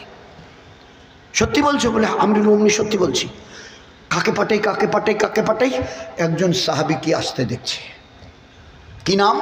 হযরত তামিমদারি রাদিয়াল্লাহু তাআলা আনহু কত বড় বুজুর্গ, বলে কয়েকদিন আগে ঈমান কবুল করেছে, কয়েকদিন আগে। কত বছরের উনি তাহাজ্জুদওয়ালা বুজুর্গ সাহাবী, বলে না না না না, কয়েক বছর বলছেন, যুগ বলছেন, এই সেই দিন ঈমান করেছে, ঈমান কবুল করেছে, নতুন মুসলমান। হযরত ওমর ও ভাই তামিমদারি জলদি জলদি এদিকে আসো, কি বলছে শোনো। হ্যাঁ কিরে ভাই, তো বলছে আমিরুল মোমিনিন ওমর বললেন যাও গিয়ে একটু ব্যবস্থা। বলে আমিরুল মোমিনিন অন্য কাউকে পাঠিয়ে করলে হয় না? তো বলে না, আমি কসম দিয়ে বলছি তোমাকে যেতে হবে। কি আর করে, এই ভাই কোথায়? বলে আসুন না, আসুন আসুন। গিয়ে দেখে গোটা আগুনের পাহাড়টা দাউ দাউ করে চলে আসছে, মোমের মতো গলে গলে। একদম গিয়ে কাছে দাঁড়িয়েছে, এ দাঁড়া, হাত দিয়ে এ দাঁড়া, এই রুক যা, পিছে হাট, এই পিছা, এই পিছা, এই পিছা। সামনে দাঁড়িয়ে বলছে এই দাঁড়া, এই পিছাও, এই পিছাও। এই করতে করতে দাউ দাউ করে জ্বলা পাহাড়, যত বলে পিছা, আরো পিছা, আরো পিছা। তো হাদিসে পাকের পাতায় সোনার অক্ষরে লেখা আছে, হাতির সুরের মতো ওই আগুনের পাহাড় পেঁচিয়ে পেঁচিয়ে পিছনের দিকে যাচ্ছে, আর ও সামনে বলছে আরো পিছা। হাদিসে পাকের পাতায় লিখেছে, বিকালবেলা রাখাল বকরিকে যেভাবে হেঁকিয়ে নিয়ে গোয়াল ঘরে নিয়ে এসে রেখে দেয়, ওইভাবে যেখান থেকে আগুনের পাহাড়টা জ্বলে নিচে নেমেছিল, হেঁকিয়ে নিয়ে গিয়ে ওই জায়গায় পৌঁছে দিয়েছে। এখনো হাজি সাহেবরা উমরা কারণেওয়ালা যা ওখানে গিয়ে 2 রাকাত নামাজ শুকরিয়ার জন্য পড়ে। আল্লাহ, একজন সাহাবী তামিমদারি রাদিয়াল্লাহু আনহু একা বকরির মতো হেঁকিয়ে পাহাড়ে, আগুনের পাহাড়কে যেখান থেকে বেরিয়ে গেছে ওইখানে যত বলে আরো পিছা, তো হাতির সুরের মতো অত পিছিয়ে পিছিয়ে পেঁচিয়ে পেঁচিয়ে পিছিয়ে যায়। ও বলে আরো পিছা, আরো পিছিয়ে। এই করতে করতে যেখান থেকে বেরিয়ে এসে ওই জায়গায় পৌঁছে দিয়েছে। যে খবরদার, আমিরুল মোমিনিনকে গিয়ে খবর দেবো, কাজ হয়ে গেছে, কিন্তু কথাটা মনে রাখিস, এরপরে যদি ওখান থেকে নড়িস কোনোদিন টিল দ্য ডে অফ কিয়ামা, from today and the day of কিয়ামা, কিয়ামত পর্যন্ত এই সময়ের মধ্যে যদি এখান থেকে নড়ো, কাল কিয়ামতের ময়দানে তোমার আর আমার ব্যাপারে আল্লাহর সামনে ফয়সালা হবে। মনে রেখে দিও, 1400 বছরের হিম্মত হয়নি পাহাড়ের নিচে নামবার। আল্লাহ দেখিয়ে দিয়েছে, আল্লাহ দেখিয়ে দিয়েছিল এই উম্মতের কাছে কি ছিল। আজও দিন আমাদের কাছে একদম অনেক দূরে চলে গেছে, খালি একটু জীবনটাকে চেষ্টা করে বানিয়ে নিই, আল্লাহ দেখিয়ে দেবে। জাবের রাদিয়াল্লাহু তাআলা আনহু এসে আসসালামু আলাইকুম ইয়া রাসূলুল্লাহ, বলেন কেন? আল্লাহ রসুল আমার বাড়িতে দাওয়াত রইল, 13-14 জন সাথীকে নিয়ে আমার বাড়িতে আসবেন দাওয়াত খেতে। ভালো করে শুনি, কম বেশি তো আপনাদের জানাই আছে, খালি ওই দুবারা মনে করিয়ে দিচ্ছি। আমরা ছিলাম কোথায়? নামতে নামতে নেমেছি কোথায়? যেদিন তোমরা আমার ইত্তেবা, ফরমা বরদারি আর ইবাদত মন প্রাণ দিয়ে যেভাবে করার কথা করবে, যেভাবে লাখো সাহাবাদের পুরুষ মেছেলে, যুবক যুবতী, বাচ্চি করে দেখিয়ে দিয়েছিল না, তোমরাও যদি তার কিছুটা ঝলক নিয়ে যদি দুনিয়াতে চলো, দুনিয়াতে এমন কোনো অ্যাটমি তাগত নেই যে তোমাদের দিকে লাল চোখ করে তাকায়। আজ তো রং বেরঙের আজাব নিজের চোখের সামনে দেখছি, বুকটা কাঁপছে। কি হবে? কাব্বারই কথা, ফরমা বরদারির নতিজা তো ওই হবে, আর কি হবে? আল্লাহর যে মদদের উপরে আমরা দাঁড়িয়ে থাকতাম, সে মদত তো অনেক দূরে চলে গেছে, শুধু একটা ভুলের কারণে। কি ভুল? যে এক আল্লাহর গোলামি আমাদের করার কথা ছিল, যেদিন থেকে এক আল্লাহর গোলামি আমাদের ভালো লাগেনি, ছেড়ে দিয়েছি, ওই দিন থেকে খোদার কসম বলছি, আল্লাহ আমাদের গোটা দুনিয়ার গোলাম বানিয়ে দিয়েছে। আর যতদিন এই উম্মত এক আল্লাহর গোলামি করেছিল, খোদার কসম দিয়ে বলছি, গোটা দুনিয়ার চিউটি থেকে জিবরাইল, গোটা দুনিয়াকে আল্লাহ এই মুসলমানের গোলাম বানিয়ে রেখেছিল। গোটা জীবনটা পাল্টে গেছে, আজ গোটা জীবনটা পাল্টে গেছে, গোটা জীবনটাই পাল্টে গেছে। 10,000 সাহাবাদের জামাত, জিম্মেদার সাদ বিন আবি ওয়াক্কাস রাদিয়াল্লাহু আনহু। জিজ্ঞাসা করছে সাথীরা, হযরত পার যে হব, নৌকা পুল দুইটার কোনোটাই নেই, পেরিয়ে যেমন দরিয়া পার হবো কি করে? তো সাদ বিন আবি ওয়াক্কাস রাদিয়াল্লাহু তাআলা আনহু সাথীদের মধ্যে আরেকজন সাথী ছিলেন মাজ বিন জাবাল রাদিয়াল্লাহু, তাকে জিজ্ঞাসা করছে ভাই কি করা যায়? বলে আপনি মোটামুটি একটু ভালো করে লক্ষ্য করে দেখে আপনি বাস ফয়সালা দিয়ে দেন। একটু ভালো করে তাকিয়ে বলছে, হ্যাঁ ভাই শোনো, শোনো, দরিয়ায় প্রথম আমার ঘোড়াকে আমি নামিয়ে দেবো, আর তারপরে তোমরা তোমাদের আল্লাহর নাম করে নিজের নিজের ঘোড়াকে চালিয়ে দিও। হযরত পানির, আমরা পানির উপরেই তো, এতে পুল আছে না নৌকো আছে, বলে দোয়া পড়ে বিসমিল্লাহ যে দোয়া পড়ে এবারে নৌকোর উপরে ঘোড়া তুলে দাও, পুলের উপরে তুলে দাও। না নৌকো না পুল, পার হব কি করে? সাদ বিন আবি ওয়াক্কাস রাদিয়াল্লাহু তাআলা এই নবীর একজন উম্মত, আপনার আমার মতো। বলছে প্রথম বিসমিল্লাহ বলে আমি ঘোড়া চালিয়ে দেব, তারপরে তোমরা ঘোড়া চালিয়ে দিও। 10,000 কম বেশি সাহাবা ঘোড়ার পিঠে সওয়ার হয়ে, নদীটার নাম দাজলা, আমাদের কুচবিহারের পাশে নদীটার নাম তোরসা, জলপাইগুড়ির পাশেরটার নাম তিস্তা, আর ওখানকার ওই দরিয়াটার নাম হচ্ছে দাজলা। 63 কিলোমিটার চওড়া দরিয়ার বুকের উপর দিয়ে সাহাবাদের ঘোড়া আওয়াজ করে করে পার হয়ে চলে গেছে। খোদার কসম, এক বিন্দু নদীর পানির হিম্মত হয়নি ঘোড়ার পায়ের খুরকে স্পর্শ করে। হাদিসে পাকের পাতায় লিখেছে, কোন শক্ত জমিনে ঘোড়া চললে যেভাবে খট খট খট খট আওয়াজ হয়, পানির উপর দিয়ে যখন ঘোড়া যাচ্ছিল ওই রকম আওয়াজ হচ্ছিল। দুই দিকে লোক মেলার মতো জমে গেছে। লোকেরা বলছিল এগুলো মানুষ বোধহয় নয়, দেবতা হবে, দেবতা, দৈত্য হবে। একটা ঘোড়ার পায়ে এক বিন্দু পানি লাগেনি। আল্লাহ দেখিয়ে দিয়েছিল। তোমাদের কাছে কি ছিল মনে আছে? কি ছিল মনে আছে? আছে কোনো দুনিয়ার এরকম কোনো বাহাদুর যে তোরসা নদীতে হেঁটে পার হয়ে যায়? আছে কোনো বাহাদুর? এ একবার নয়, এসব বহু কিচ্ছা, হাজারো ঘটনায়। so many incidents are there, so many incidents, ঘটনা আছে। এই যে যারা বাংলাদেশের সিলেটে যদি গিয়ে থাকেন, সিলেটে হযরত শাহজালাল সাহেব রহমতুল্লাহ আলাইহির মাজার, কে ইনি? ইরানের লোক। 360 জনের একটা জামাত নিয়ে চলে এসে, ইরানের বাদশাহ তার সঙ্গে ছিল, ওনার সাথে সিলেটে গেল। সুরমা নদী, নৌকাপুল কিচ্ছু নেই। সাথীরা বলছে হুজুর ভিতরে যে যাবো তো যাই কি করে? যাবো সে যাই কি করে? নদী পার হয়ে যাই কি করে? পুল নৌকা কিচ্ছু নেই, নৌকো ছেড়েও তো ডুবিয়ে দেওয়া হয়েছে। তো হযরত শাহজালাল সাহেব রহমতুল্লাহ একটু চোখ বন্ধ করে বললেন, শোনো, জায়নামাজ সবার কাছে আছে? বলে হ্যাঁ আছে। বলে জায়নামাজগুলো পানির উপরে বিছিয়ে দাও, বিছিয়ে দিয়ে ওর উপরে চলো, আল্লাহ ইন্তজাম করবে। সবাই হযরতের কথা মতো পানির উপরে, সুরমা নদীর উপরে জায়নামাজ বিছিয়ে দিয়ে তার উপরে উঠলো। প্রথমে একটু একটু, কিন্তু ওনার কথার উপরে প্রত্যেক একিন হয়ে গেছিল, প্রত্যেকের একিন, হ্যাঁ আল্লাহই আমাদের পার করবে। ওর উপরে যখন জায়নামাজ বিছিয়ে ওর উপরে সওয়ার হয়েছে, তো যেভাবে ওই নৌকোর উপরে চলার পরে নৌকোর ওই মেশিনটা চালিয়ে দিলে টুট টুট করে এবারে শুরু হয়, ওইভাবে আস্তে করে মাথার থেকে ওইবারে নিয়ে গেছে। এরপরে জায়নামাজ তুলে দেখে যে জায়নামাজের নিচে এক ফোঁটা পানি লাগেনি। ডুবে যাওয়া তো দূরের কথা, ভেজেনি, এক বিন্দু পানি লাগেনি। আল্লাহ দেখিয়ে দিয়েছিল। এ ছিল তোমাদের জীবন। কতদিন? অতদিন। ফাজকুরুনি আজকুরুনি, যতদিন তোমরা আমাকে মেনেছিলে আমিও তোমাদের কথা শুনেছিলাম। জাবের রাদিয়াল্লাহু তাআলা আনহু, আল্লাহ রসুল 13-14 জনের দাওয়াত থাকলো, আমার বাড়িতে দাওয়াত খেতে আসবেন, যাও। চলে যাচ্ছে জাবের রাদিয়াল্লাহু তাআলা। হুজুর সাহেব বলছে, ও আমার সাথীরা, সাহাবারা, শোনো, ওই যে তোমাদের ভাই জাবের দাওয়াত দিয়ে চলে গেল না, ইনশাআল্লাহ ওর বাড়িতে আমরা সবাই দাওয়াত খেতে যাব, সবাই দাওয়াত খেতে যাব। হুজুর কি বললেন কথাটা মনে আছে?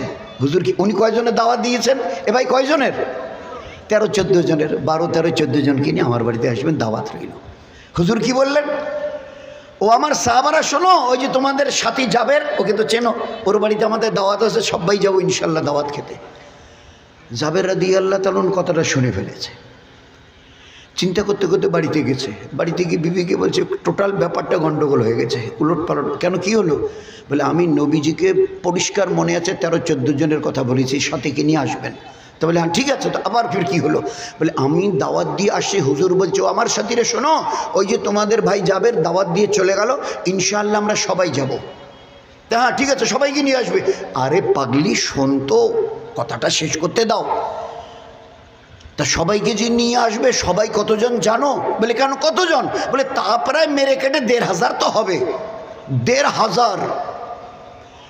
তো বিবি উত্তর দিচ্ছে, আল্লাহকে চিননেওয়ালি বিবি জাবের রাদিয়াল্লাহু তাআলা আনহু, আল্লাহকে চিননেওয়ালি বিবি বলছে, ও তুমি কতজনের কথা বলেছো ভালো করে আমাকে বলো তো। বলে আমাদের বাড়িতে ব্যবস্থাই 13-14, আমি 20 জনের কথা বলতে পারি, তুমি বলো। তা তোমার মনে আছে তো? বলে হ্যাঁ। বলে তোমার কথা দাওয়াতের এই সংখ্যা শোনার পরে নবীজি বলেছেন উনি সবাইকে নিয়ে আসবেন। বলে হ্যাঁ আমি আসছিলাম, উনি জোরে জোরে বললো আমার সাথীরা শোনো, জাবেরের বাড়িতে দাওয়াত আছে, সবাই যাব। তারপরে শুনে রাখো, বিবি বলছে শুনে রাখো, আমাদের যতটুকু ব্যবস্থা 13-14 জনের করে রাখি, আল্লাহর নবী এলান করে 1,500 আনে, 1.5 লাখ আনে, 1.5 কোটি আনে, আমাদের টাকার দরকার নাই, নবীর ইজ্জত আল্লাহ রাখবে। কতটা আল্লাহকে চিনতে, আল্লাহর সম্পর্কে ধারণা কি ধরনের। আমাদের ঘাবড়াবার কিচ্ছু নেই, নবী যখন এলান করছে 13 জনের পরে 1,500 নিয়ে আসবে, আল্লাহ তার ইন্তজাম করবে, নবীর ইজ্জত আল্লাহই রাখবে, আমাদের যতটুকু ব্যবস্থা করে রাখি। সাহাবাদের 1,500 কবেকার কিচ্ছা তাও জানেন? 3 দিন কেটে গেছে ওই খন্দকে, খয়বারের ওই মাঠে। এই 1,500 আর নবীজি 3 দিন আল্লাহর কসম 1 ফোঁটা পানি আর একটা রুটির টুকরা কারো পেটে যায়নি। 3 দিন না 1 ফোঁটা পানি, না একটা রুটির টুকরো মুখে গেছে। বাধ্য হয়ে কোমরকে সিধা রাখবার জন্য পেটে পাথর বেঁধে, কোমরকে সিধা রাখবার জন্য পেটে পাথর বেঁধে দিনের মেহনত করেছে। ওই 3 দিনের ভুকার পরে এই ঘটনা হতে যাচ্ছে। 3 দিনের ভুকা, যাদের পেটে পানি নেই আর খানা নেই, এই 3 দিন পরে নি। কিন্তু বিবিকে বলছে কোনো চিন্তা করো না, আল্লাহ রসুলের ইজ্জত আল্লাহই রাখবে। চলে এলো জাবের রাদিয়াল্লাহু আনহু। বিবি উত্তর দিচ্ছে ছিল তো বোধহয় একটু কাছাকাছি, কোথাও গেল নাকি তোমাদের রান্না? বলে আল্লাহ রসুল হয়ে গেছে। বলে বাস বর্তন এগুলো এগিয়ে দাও, আমার সাহাবারা আছে। কম বেশি 1,500 সাহাবা 3 দিনের ভুকা ওই হালাতে খানা যতটুকু খাওয়ার দরকার পেট ভরে খেয়ে নিয়েছে। হুজুর জিজ্ঞাসা করছে খবর কি খানার? বলছে আল্লাহ রসুল এখনো আছে। হুজুর বলছে ও জাবেরের বিবি শোনো, তোমার স্বামী ঘরে এলে তুমি, তোমার স্বামী, বাচ্চা বাচ্চিরা সবাই তোমরা খাবে। আর এরপরেও যদি আল্লাহ কিছু খানা বাঁচিয়ে দেয় না তো পাড়া প্রতিবেশীকেও একটু দিও। আল্লাহর কসম ওই দিনের ওই খানা 1,500 জাবের রাদিয়াল্লাহু তাআলা আনহুর বাড়ির বিবি, বাচ্চা বাচ্চি সবাই ওই খানা মদিনার প্রত্যেকটা বাড়িতে সেই দিন পৌঁছে দেওয়া হয়েছিল। পুরো মদিনার প্রত্যেকটা বাড়িতে। আজও আল্লাহ আসমান থেকে আমাদের বলছে ও পাহাড়গঞ্জ হালকার, ও আমার হাবিবের উম্মতের পুরুষ, ও আমার হাবিবের উম্মতের মা বোন, ওই জাবেরের বাড়ির বরকত নেবে গো, নেবে নেবে। 13-14 জনের খানা 1,500 বাড়িওয়ালাওয়ালি, পুরো মদিনার কোনো বাড়ি বাদ দেওয়া হয়নি। নেবে ওই বরকত, করবে আমার একটু ইবাদত, ও বরকত দেব, একটু আমার ইবাদত করবে। বলেন না আজ এই কদিন আগে রমজান গেল, কোনো মসজিদওয়ালা দাঁড়িয়ে বলতে পারবেন আমাদের মসজিদে শতকরা 50 জন রোজা ছিল? আমি আমার নিজের চোখে দেখে বলছি, এরকম দাড়ি আধা পাকা, আর দোকানের সামনে দাঁড়িয়ে মশমশ করে পান খাচ্ছি বলছে। বলারও আমার সাহস হয়নি যে ভাই আপনি এটা কী করছেন? বয়স্ক মুসলমান দাঁড়িয়ে আর আপনি দোকানের সামনে দাঁড়িয়ে। আল্লাহর হুকুমের, আল্লাহর ইবাদতের কোনো পরোয়াই নেই, যা মন চাই চলো, ড্যাম কেয়ার। আল্লাহ দেখেই দিচ্ছে আযাব, ভোগো ভোগো, আমার ইবাদতকে যখন ছেড়েছো তো ভোগো। আল্লাহ জবাব দিয়েছে আল্লাহ এগুলো কেন হচ্ছে? তোমার মদত কই? তুমি না মদতের ওয়াদা করেছিলে ইনতানসুরুল্লাহ ইয়ানসুরুকুম ইন্না লানানসুরু রুসুলানা ওয়াল্লাযিনা আমানু। তুমি তো কোরআনে বলেছো নিশ্চয়ই আমার তরফ থেকে মদত নবী রসুলদের জন্যে আর মুসলমান মমিন আর মমিনাতের জন্যে। তুমি না কোরআনে বলেছো ইন্না লানানসুরু রুসুলানা ওয়াল্লাযিনা আমানু, নিশ্চয়ই আমার মদত আর সাহায্য যত নবী রসুল গুজরে গেছে তাদের জন্যে আর সমস্ত মুসলমান পুরুষ আর মেয়ে ছেলে কিয়ামত পর্যন্ত আসবে তাদের জন্যে। এ আল্লাহ তোমার মদত কই? তোমাদের মদত কই? কিছু কিছু লোক যে আমাদেরকে বেরিয়ে যেতে বলছে, বাড়ি ছেড়তে বলছে, এদিকে ঢোকা যাবে না বলছে, ঘর ভাড়া দেয়া যাবে না, নেয়া না যাবে না বলছে, তো তোমার মদত কই? আল্লাহ আসমান থেকে আস্তে করে ছোট্ট আওয়াজে বলে আমার ইবাদত তোমাদের কাছে কই? আমার ইবাদত কই?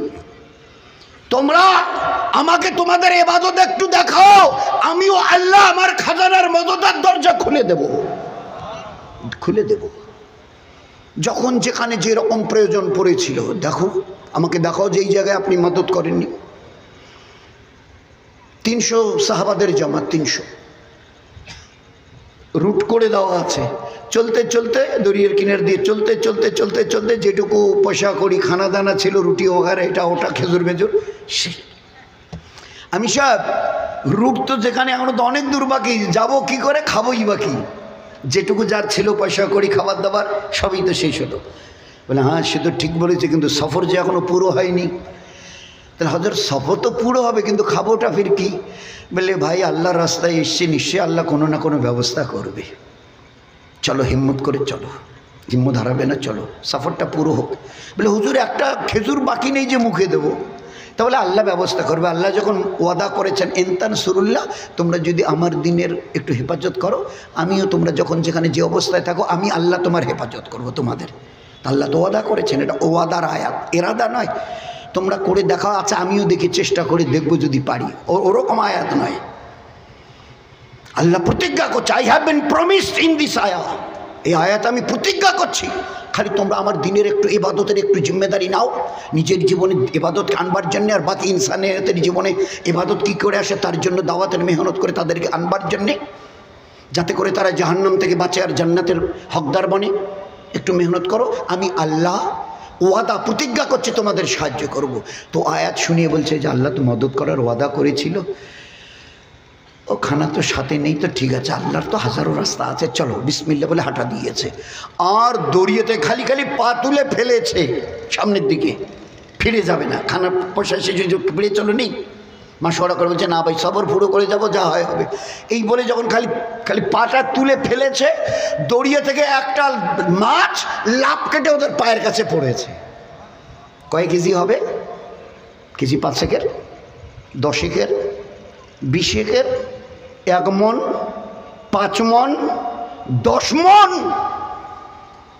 বলুন না দোস্ত, বলি আমাদের মা বোনেরা, তোমরা 300 ভুকা আছো, খাবার নাকি 1 পয়সাও সাথে নেই, একটা খেজুর পর্যন্ত সাথে নেই, সফর এখনো অনেকটা বাকি। আচ্ছা তো ঠিক আছে, এই ধরো মাছটা। দরিয়া থেকে একটা মাছ এসে লাফ কেটে ওদের পায়ের কাছে। কি নাম মাস্টার? ও ভাই কি নাম? এ বোধহয় 90 জন সাথী জানেন, আওয়াজ দিয়ে বলেন তো নামটা কি মাস্টার? হ্যাঁ, আর একটু জোরে বলেন না ভাই, বাকিরা শোনা পাচ্ছেন ভাই? কি বললো?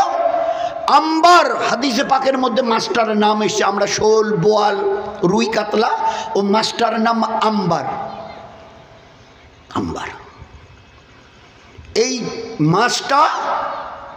মাছটা সাথীরা হিসাব করে 2 বেলা প্রায় 11,000 লোক খেয়েছে। 2 বেলা হিসাব করে 17 দিন 3 17 51, আর 2 বেলা খেলে 51 10,000। হাদিসে পাকের পাতায় সোনার অক্ষরে লিখেছে ওই মাছের 100 ভাগের 1 ভাগ খেতে পারেনি। ওই মাছটার 11,000 লোক খেয়েছে, 100 ভাগের 1 ভাগও খেতে পারেনি। মাছের কিছু অংশ কেটে মদিনায় এনে পাকিয়ে নবীজিকে খাওয়ানো হয়েছিল। পুরো কেচ্ছা যখন শুনিয়ে বলা হয়েছে, আল্লাহ রসুল বলছে এটা আল্লাহ পাকের তরফ থেকে তোমাদের জন্য মদত ছিল, আসমানি মদত ছিল। 12 জন সাহাবা ওই মাছটার একটা চোখের, আমরা নাটা বলি কোটা, 12 জন সাহাবা ওই মাছটার একটা চোখের কোটায় উঠে 12 জন ওই চোখের কোটাটাতে ঢুকে এইভাবে হাত তুলেছে। আর নিচে যারা ছিল জমিনে দাঁড়িয়ে ওদেরকে বলছে, কিরে ভাই আমাদের হাত দেখা যায়? বলছে তোমাদের 12 জনের কারো হাত দেখা যায় না। একটা ওই মাছটার একটা চোখের কোটায় 12 জন নেমেছিল। তৃতীয় খবর দেওয়া হয়েছে যে ওই মাছটার কাঁটাটাকে যদি এইভাবে ধনুকের মতো ভাঁজ করে দেওয়া যায়, তো একটা বড় লম্বা চওড়া উটের উপরে কোনো লোক যদি চড়ে আর কাঁটাটার নিচ দিক দিয়ে যদি চলে যায়, তো নিচ দিয়ে চলে গেলে কাঁটাটা গায়ে লাগবে না। কত বড় মাছ ছিল চিন্তা করি। 11,000 লোক খেয়েছে, 100 ভাগের 1 ভাগ খেতে পারেনি। আল্লাহ দেখিয়ে দিয়েছে। ও ঈমানওয়ালা ওয়ালিরা, কিসের চিন্তা করছে? ইজ্জতের, হেফাজতের, রহমতের, বরকতের। আমি আল্লাহ ওয়াদা করছি তোমাদের দেব। শর্ত একটাই, আমি যে দিনের উপরে তোমাদের চলতে বলছি এইটাকে ঠিক রাখো, আমার ইবাদতটাকে ঠিক রাখো। ওমা খালাকতুল জিন্না ওয়াল ইনসা ইল্লা লিয়াবুদুন, একমাত্র আমি তোমাদের পয়দা করেছি আমার ইবাদতের জন্য, দ্বিতীয় কোনো উদ্দেশ্য নেই। একটাই তার ভিউ, একটাই, there is only one object, that is my worship. আমার ইবাদতের জন্যই তোমাদের আমি পয়দা করেছি, আমার ইবাদত। আমরা আমাদের মা বোনেরা কি বুঝে নিয়েছি? নামাজ ইবাদত, রমজানের রোজা ইবাদত, কোরআন পড়া ইবাদত, তসবিহ পড়া ইবাদত, মসজিদ মাদ্রাসায় টাকা দেওয়া ইবাদত, হজ যাকাত ইবাদত। যদি জিজ্ঞাসা করি বিবি রান্না করা, তো ওটা বলে একটা সংসারের কাজ। বৌমা বাড়ি ঝাড়ু দেওয়া, বলে ওটা তো একটা কাজ। কাপড় চোপড় কাচা, বলে ওটা তো একটা সংসারের কাজ। কাজ। তাহলে আল্লাহ নাউজুবিল্লাহ, তাহলে আল্লাহ মিথ্যে কথা বলেছে? তাই যদি হবে তো আল্লাহ মিথ্যে কথা বলেছে? আল্লাহ বললেন একমাত্র আমার ইবাদতের জন্য। হায় হায়, আমাদের পায়ের নখ কাটা থেকে আর এই মাথার উপরে চুল ছাটা পর্যন্ত একটা আমালের কথা আমাকে বলেন যে এই আমালটাকে আল্লাহ আমাদের জন্য ইবাদত করেনি।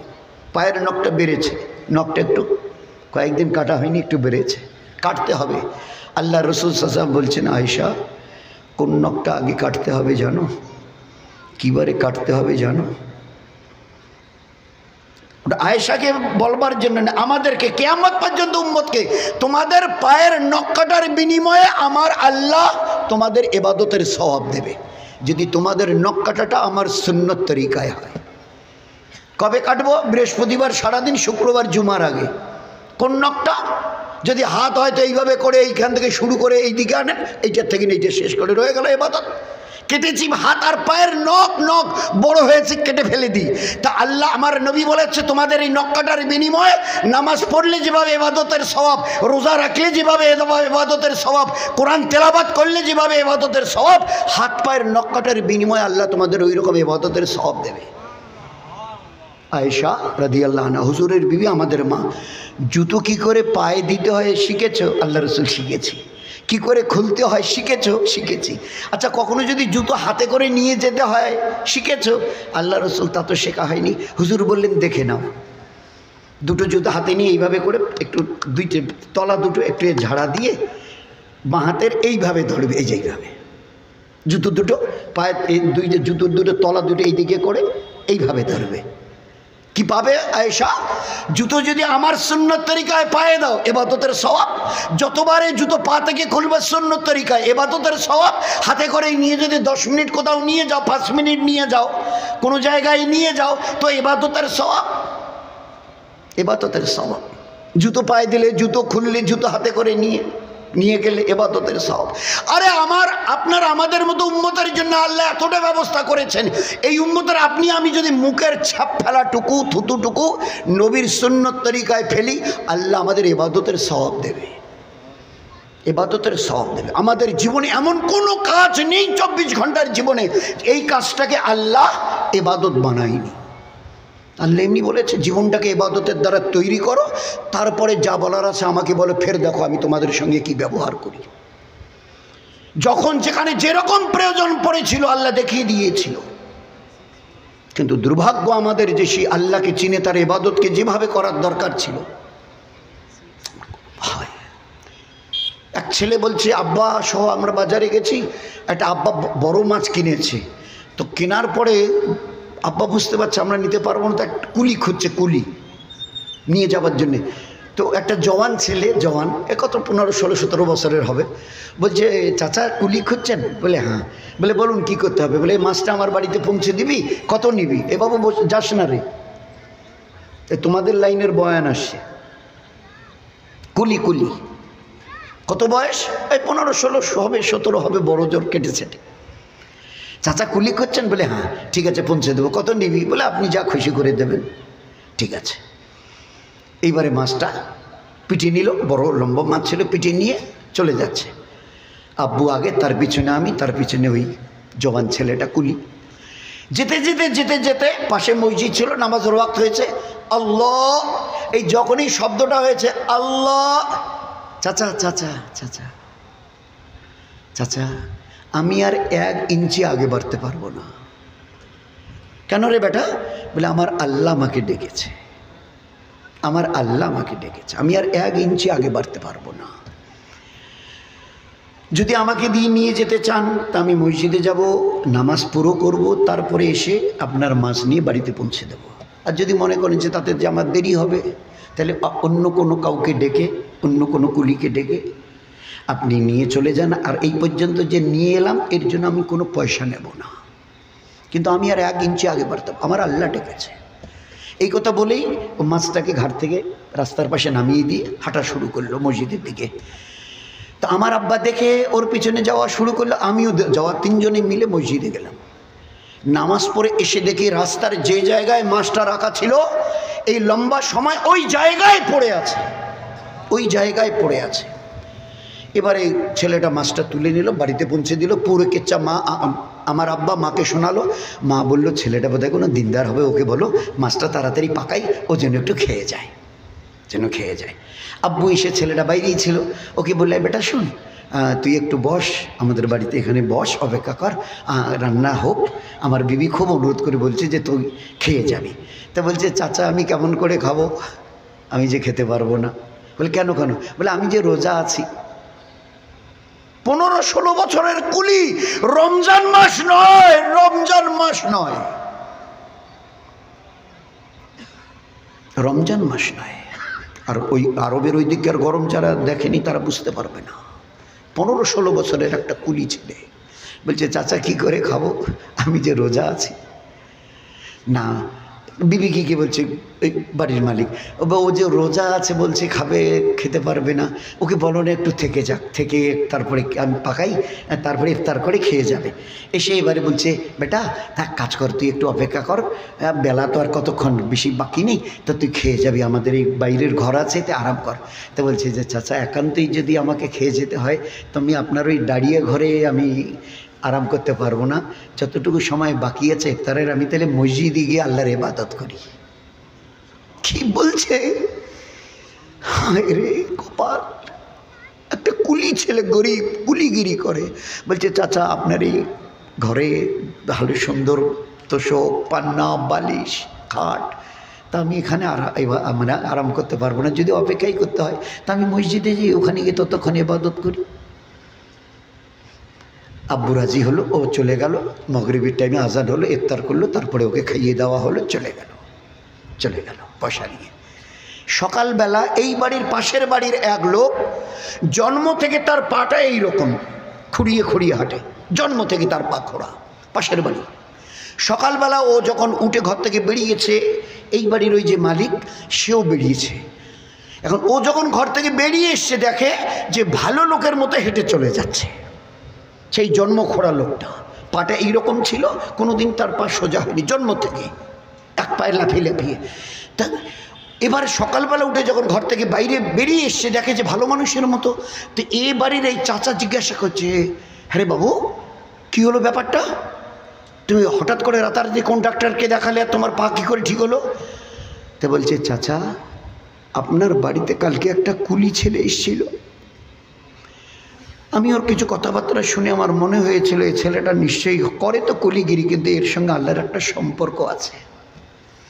আমি সবার সময় আল্লাহকে বলেছিলাম, এ আল্লাহ ওই কুলিটা যদি তোমার কোনো বন্ধু হয় তো তার ওসিলায় আমার পাটাকে ঠিক করে দিও। চাচা আমার কথাটা শেষ হবার আগে আমার এই জন্মের থেকে এই খোড়া পা আল্লাহ সিধা করে দিয়েছে ওই কুলির ওসিলাতে, ওই কুলির ওসিলাতে। যে উম্মতের একটা কুলি, যাদের এই আখলাক আর ইবাদত ছিল, আজ সেই উম্মত যাদের আজকের আমরা আমাদের ঘরে কার আজকের গুরবতের সঙ্গে দিন যাচ্ছে, গরিবের সঙ্গে বলেন না। আমাদের অবস্থা আজকের দিন থেকে কতটা খালি হয়ে গেছে, কতটা খালি হয়ে গেছি আমরা। একটা অবিবাহিতা মেয়ে, ওই যে বুড়ির কেচ্চা বেটি, 12-13 বছরের বয়স, কি বলছে, আম্মা ও কথা বলিও না, আল্লাহ দেখছে, আল্লাহ দেখছে। আলী রাদিয়াল্লাহু তাআলা আনহু বলছে আমরা 3 জন সফরে ছিলাম, 3 জন। তো যেতে যেতে দেখি একটা ছেলে ওই 15-16 বছরের বকরি চড়াচ্ছে। তো ওকে বললাম যে হ্যাঁ রে, একটা বকরি আমাদের কাছে বেচে দে, পুরো পয়সা নিবি আর আমরা পাকাবো, তোকে ফ্রি খাইয়ে দেবো, তোকে পয়সা দিতে হবে না। তো বলছে যে না না না আপনারা ভুল বলছেন, আসলে এগুলো বকরি তো আমার নয়, এগুলো আমার এক মালিক আছে, তার বকরি, আমি তার বাড়িতে কাজ করি, বকরি চড়াই, তিনি কিছু পয়সা দেন। তাহলে কেন তুই একটা বকরি বেচ, পুরো পয়সা নিবি, মালিককে গিয়ে বলবি একটা বকরি বাঘে খেয়েছে, হয়ে গেল। আর তুই ফ্রিতে খাবি, কোনো পয়সা নেব না, আমরা এখনই জবাই করে পাকাবো, তোকে ফ্রি খাইয়ে দেবো। ছেলেটা কি বলছে, রাখাল ছেলেটা গরিব, 14-15 বছরের, বলছে যে আপনারা যে পাকিয়ে আমাকে ফ্রি খাওয়াতে বলছেন, তো আমি কি করে খাবো বলেন? বলে কেন খেতে পারবি না কেন, কি অসুবিধা? বলে আমি যে রোজা আছি, রমজান মাসে রোজা নয় ভাই। জীবন কতটা তৈরি করেছিল, ওমা খালাকতুল জিন্না ওয়াল ইনসা ইল্লা লিয়াবুদুন, একটা জীবন দিয়েছি, খেলায় খেলায় নষ্ট করো না। আখেরাত নামের একটা জীবন আসছে, কোনোদিন ও জীবন শেষ হবে না, তার জন্য যতটা পারো করে নাও। ও গরিবের ঘরের মেয়েটি কি বলছে, এ মাছ বয়ে নিয়ে যাওয়া ছোট কুলিটা কি বলছে, ও রাখাল ছেলেটা হযরত আলী রাদিয়াল্লাহু তাআলা আনহুদের কি বলছে, যে পাকিয়ে যে আমাকে খেতে বলছেন, আমি তো খাবো কি করে, আমি যে রোজা আছি, রোজা আছি। তাহলে আচ্ছা ঠিক আছে, যদি খেতে না পারিস তো তোকে একটু বেশি পয়সা দিয়ে দেবো। তা বলে আমি তাহলে মালিককে গিয়ে তাহলে কী উত্তর দেবো? তো বলে কেন, বলবি যে একটা বাঘ এসে একটা বকরি খেয়ে ফেলেছে। সঙ্গে সঙ্গে এই 15-16 বছরের রাখাল ছেলেটা বলছে, ইয়া শেখ আইনুল্লাহ, ইয়া শেখ আইনুল্লাহ, এ শেখেরা, ইমানওয়ালারা, আমি যখন আমার মালিককে বলবো একটা বকরি বাঘে খেয়েছে আইনুল্লাহ, তখন আল্লাহ কোথায় থাকবে? আমার আল্লাহ তখন কোথায় থাকবে? শোনা পাবেন না? আমি আখেরাতে কি জবাব দেব? আমি আখেরাতে কি জবাব দেবো আল্লাহকে? আপনারা কি বলছেন? তো 15-16 বছরের একটা রাখাল কিভাবে কতটা আল্লাহকে চিনিছিল, এই অন্তর কতটা ইমান দিয়ে ভরা ছিল, চিন্তা করেন। যার জন্য তাদের সঙ্গে আল্লাহ ওই মামলা ওই রকম করেছে। হুজুর আকরাম সাল্লাল্লাহু আলাইহি ওয়াসাল্লাম মসজিদে নববীতে বসে আছেন, সাহাবাদের মজমায় সামনে কথা বলছে, ওই অবস্থায় একটা মেয়ে ছেলে রাস্তা দিয়ে চলে যাচ্ছে মসজিদে নববীর। হুজুর আকরাম সাল্লাল্লাহু আলাইহি ওয়াসাল্লাম বলছেন, কোনো জান্নাতি মেয়েকে দেখবে, জান্নাতি কোনো মেয়ে ছেলেকে দেখবে? হ্যাঁ আল্লাহ বলে, ওই যে রাস্তা দিয়ে একটা মেয়ে ছেলে যাচ্ছে, জান্নাতি। কে? মেয়েটার কি নাম? উম্মে আয়মান রাদিয়াল্লাহু আনহা। কি নাম ভাই? উম্মে আয়মান রাদিয়াল্লাহু আনহা। আমাদের মা বোনেরাও ভালো করে শুনুক, আমাদেরও দিল চাইছে আমাদের ঘরের মা বোনদেরও যেন আল্লাহ এইভাবে জীবন দেয়। নবীজি বলছে জান্নাতি মেয়ে ছেলেকে দেখবে, তোমরা দেখবে, ওই যে রাস্তা দিয়ে যাচ্ছে না, ওর নাম উম্মে আয়মান রাদিয়াল্লাহু আনহা, জান্নাতি। এখনো তো মরেই নেই দুনিয়া, নবীজি বলছে ও জান্নাতি। কেন গো আল্লাহ রসুল? বলছে এমনিতে তো সে তো আল্লাহর ইবাদত তো করছে, বাকি 365 দিনের 5 দিন রোজা রাখা হারাম, 360 দিন সে রোজা রাখে। আর সে কোনো মালদার মেয়ে ছেলে নয় যে টাকা পয়সার প্রচুর মালিক নেই, অন্যের বাড়িতে কাজ করে খায়, অন্যের বাড়িতে কাজ করে থালা বাসন মেজে দেয়, কাপড় টাপড় কেচে দেয়, যা 2-4 পয়সা দেয় তাই দিয়ে। কিন্তু আল্লাহর ভয় তার অন্তরে এতটা যে 365টা দিন, 5টা দিন 65, 5টা দিন বাদ দিয়ে 360টা দিন সে রোজা, নফল রোজা নষ্ট করে না। ওই 30 দিন তো রোজা ফরজ 1 মাস, আর বাকি 330টা দিন আল্লাহর ভয়, জাহান্নামের ভয় এতটা যে পুরো 65টা দিনের 60 দিন সে রোজা রাখে, একটা নফল রোজা নষ্ট করে না।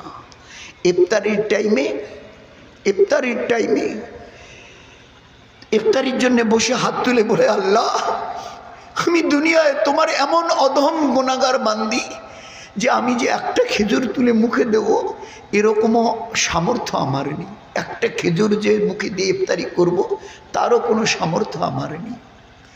এইবারে যখন এই কথাটা বলে তো আসমান থেকে সঙ্গে সঙ্গে একটা বর্তনে রশি লাগানো জান্নাত থেকে তার জন্য খানা নেমে আসে, আর এটা প্রতিদিন তার জন্যে জান্নাত থেকে আল্লাহ পাঠিয়ে দেয়। সে গামলা ভর্তি খানা, দুধের চাইতে বেশি সাদা আর মধুর চাইতে বেশি মিষ্টি। জীবন ছিল, একটা জীবন আল্লাহ দিয়েছিল।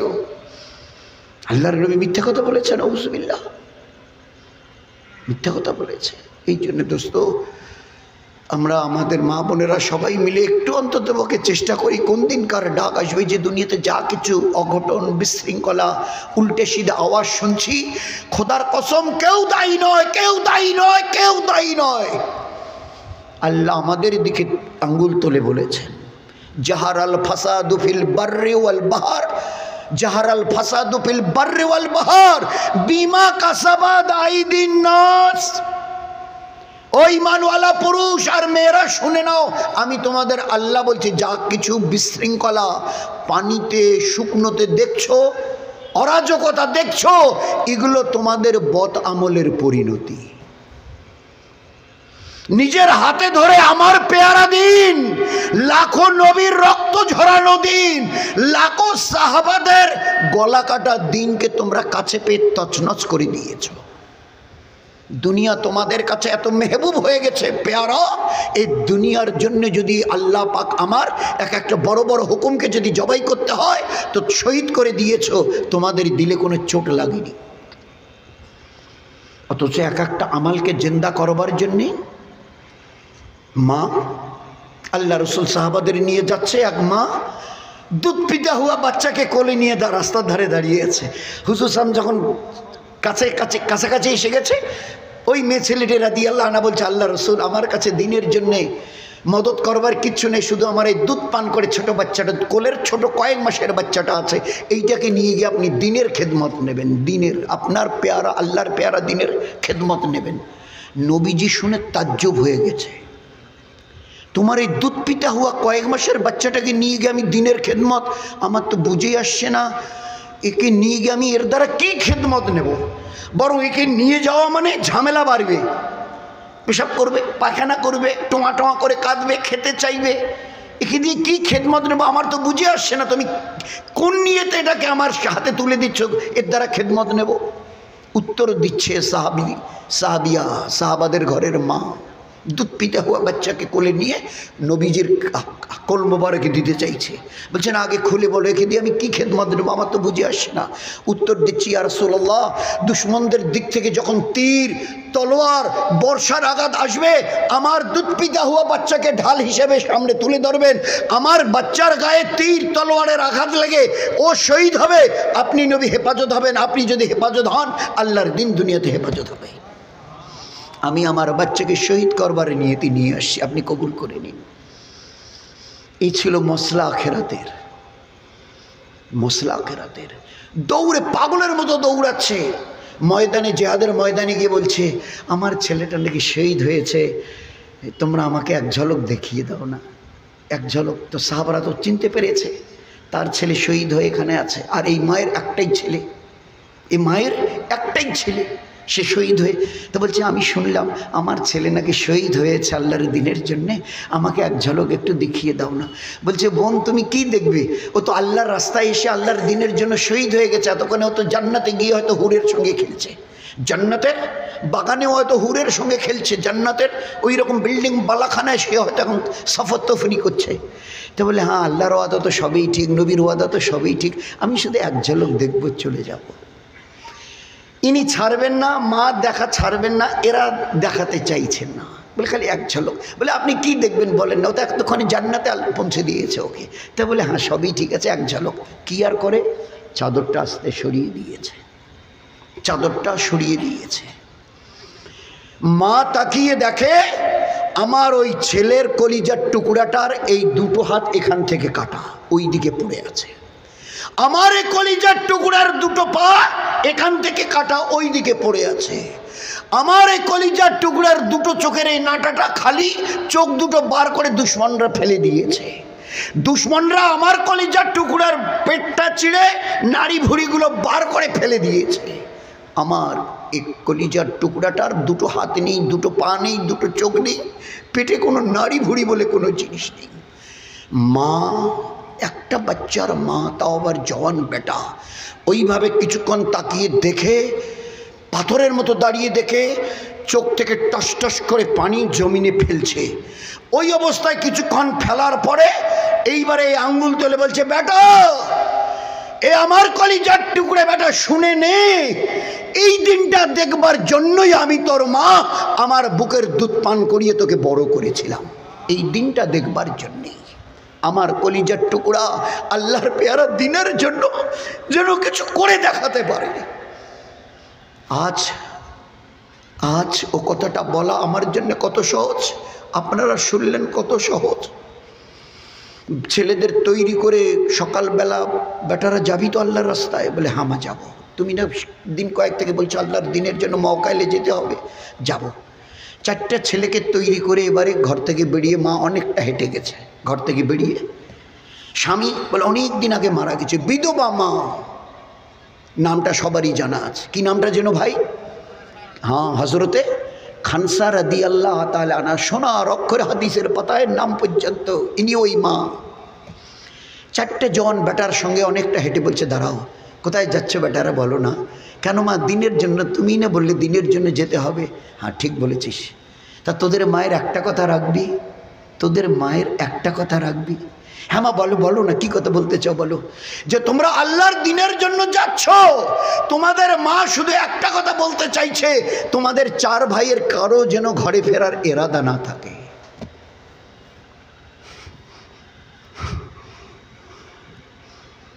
যাচ্ছ যাও, তোমাদের মায়ের একটা কথা শুধু মনে রেখো, ঘরে ফেরার নিয়ত যেন তোমাদের কারোরই না থাকে।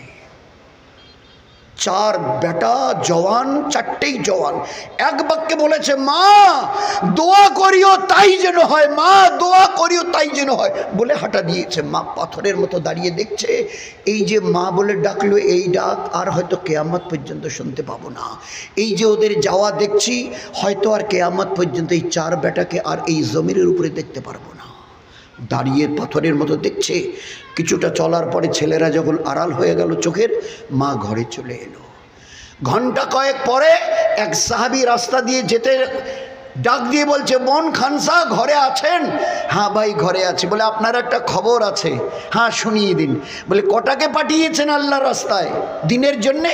বলে 4টে আল্লাহ জওয়ান বেটা দিয়েছিল, 4টেকেই পাঠিয়েছে। বলে 4টাই শহীদ হয়ে গেছে। প্রথম কোন দোয়াটা পড়েছিল মনে আছে ভাই? এই 4টে ছেলে আপনার একসঙ্গে শহীদ হলো, মানে মারা গেল। এই কথা শোনার পরে কোন দোয়াটা আগে পড়েছিল মনে আছে? হ্যাঁ কি বলেছে জোরে বলেন না, আমিও শুনি, আমারও একটু কম কম মনে আছে। তো কি জন্য বলেছিল? হ্যাঁ প্রথম বলেছে আলহামদুলিল্লাহ ইন্না লিল্লাহি ওয়া ইন্না ইলাইহি রাজিউন। অথচ মৌতের দোয়া শুনলে ইন্না লিল্লাহ পড়তে হয়। তো আলহামদুলিল্লাহ বোন খানসা আপনি পড়লেন কেন? বলে আল্লাহ যে উদ্দেশ্যে সন্তান দিয়েছিল, আমি চেষ্টা করেছিলাম আল্লাহর দিনের কাছে তাকে লাগাবার জন্যে, আল্লাহ লাগাবার সুযোগ দিয়েছে, ওই জন্য প্রথম আল্লাহর শুকরিয়া আদায় করেছি। আল্লাহ সন্তান দিয়েছিল দিনের খেদমতের জন্যে। আল্লাহ কোরআনে বলেছেন বারবার, আল মালু আল বানুনু ফিতনা আমওয়ালুকুম ওয়া আওলাদুকুম ফিতনা। ফিতনা মানে পরীক্ষা। আমি দেখবো এই মালার সন্তান সন্ততিকে নিয়ে দুনিয়া কামাবার কাজে লাগাও অথবা আমার দিনকে ফেলাবার কাজে লাগাও। আমি পরীক্ষা নেব, পরীক্ষা নেব, পরীক্ষা নেব। ও খানসা বোন বলেছিল ইনশাআল্লাহ কিয়ামতের ময়দানে আমার আল্লাহ যখন আমার 4টা জওয়ানকে ডেকে বলবো ও শহীদানরা চলো জান্নাতের দিকে, ওই সময় নিশ্চয়ই আল্লাহ বলবে যে মা তোমাদের তৈরি করে পাঠিয়েছে সে মা কই? তো ওই দিন শহীদানের এই 4টা জওয়ান বেটার সঙ্গে আল্লাহ আমাকেও তাদের সঙ্গে নিশ্চয়ই জান্নাতে পৌঁছে দেবেন, আমি আশা রাখি। তো তারা কতটা আখিরাত বুঝেছিল, আল্লাহর দিনকে তারা কিভাবে বুঝেছিল, আজ আমরা কতটা বুঝেছি, কতটা বুঝেছি, কিভাবে আজকের মা, ওই যে আল্লাহ কোরআনে বারবার বলছে, বারবার আমওয়ালুকুম আওলাদুকুম, আল মালু আল বানুন, বনুন মানে বেটা বেটি, আওলাদ মানে তো আওলাদ বুঝি আমরা, আওলাদ বুনিয়াদ। তো কোরআনে বহুবার আল্লাহ বলেছে এদের দিকে লক্ষ্য করো, এদের তরবিয়াত করো। আজ আমাদের এই হালকার কতটা মা কতটা বোন আজকে তাদের বাচ্চা বাচ্চার সেই তরবিয়াত করেছে, যে তরবিয়াত উম্মতের হর মা করেছিল হর জামানায়, কতটা তারা করেছে। আজকের আমাদের বাড়ির 3-4 বছরের বাচ্চারা কেউ বাড়িতে এলে সালাম দেওয়া শিখেছে। মা বলেছে বারবার, বাড়িতে ছোট 2 বছর 2.5 বছর 1.5 বছর 3 বছরের বাচ্চা এই ঘর করতে যতবার বাচ্চা বাচ্চাদের সঙ্গে দেখা, আম্মি আসসালামু আলাইকুম, আব্বু আসসালামু আলাইকুম, হাত বাড়িয়ে দে। আরে 4, 5, 6, 7টা দিন আঙ্গুলি গুণা বলছি, 4, 5, 6, 7টা দিন শুধু এ ঘর করতে যতবারই আপনার বাড়ির এই বাচ্চা কাচ্চাদের সঙ্গে দেখা হবে না, সালাম মুস্কি হেসে সালাম দেন, মুসাফা করেন, ফের দেখেন এই বাচ্চাদের কী করে। 4, 5, 7 দিন করে দেখিয়ে দেন। এরপরে দেখবেন ও বাচ্চাটার দরজা খুলে যদি আপনাকে দেখে, ওর ভাবিকে দেখে বা বুবুকে দেখে, ভাইজানকে দেখে, আসসালামু আলাইকুম। দেখেন না একটু চেষ্টা করে পরিবেশ তৈরি হয় কিনা, নয়তো দুর্ভাগ্য আমাদের। আমি মার কাছে আসবো, মাথা ভাঙা থেকে বাড়ি থেকে, ময়নাতলি মোড়ে এসে ওই কলেজ মোড়ে যাচ্ছি বাস ধরার জন্যে, পাশে মুসলমানের কটা বাড়ি, পাশে কলেজ মসজিদের এ পাশে ও পাশে সবকটা মুসলমান। একটা মা কোলে বাচ্চা বোধহয় 2 বছর মতো, 1.5-2 বছর হবে, সামনে একজন, আমি তার আগে আগে। মা বলছে বাচ্চাটা কোলে, আব্বু তোমার নাতি এই যে টাটা দিচ্ছে, টাটা। মা বাচ্চাটাকে কোলে নিয়ে তার আব্বুকে বলছে, তোমার দাদুভাই টাটা দিচ্ছে, আব্বু তোমার নাতি টাটা দিচ্ছে। চিন্তা করা যায়, এর চাইতে আমাদের মরে যাওয়া বোধহয় ভালো ছিল। আজ আমাদের এই কওমের সালাম শেখা দেওয়া নেওয়া এটা আমরা ছেড়ে ভুলেই গেছি। টাটা বাই বাই ধরেছি আজকের, ইহুদ আর নাসারার তরিকা, টাটা বাই বাই। মা বাপ কি তাদের আজকের আদব শেখাবে বলুন না? মা বলছে ওই ঘরে তোর আন্টি আছে, ডেকে তো আন্টিকে, ওই ঘরে দেখতো তোর আঙ্কেল ঘুম থেকে উঠলো কিনা, ডাকতো। হায় রে পোড়া কপাল আমাদের। নবীর এত বড় পাকিজার নুরানি সুন্নত, যে সুন্নতের বিনিময়ে আল্লাহর নবী বলেছে আমার সুন্নতের উপরে আঙ্গুলি গুনা কয়েকটা দিন চলো, আমি তোমাদের পরিষ্কার বলে দিচ্ছি কাল মরণের পরে আমার সঙ্গে জান্নাতে যাবে।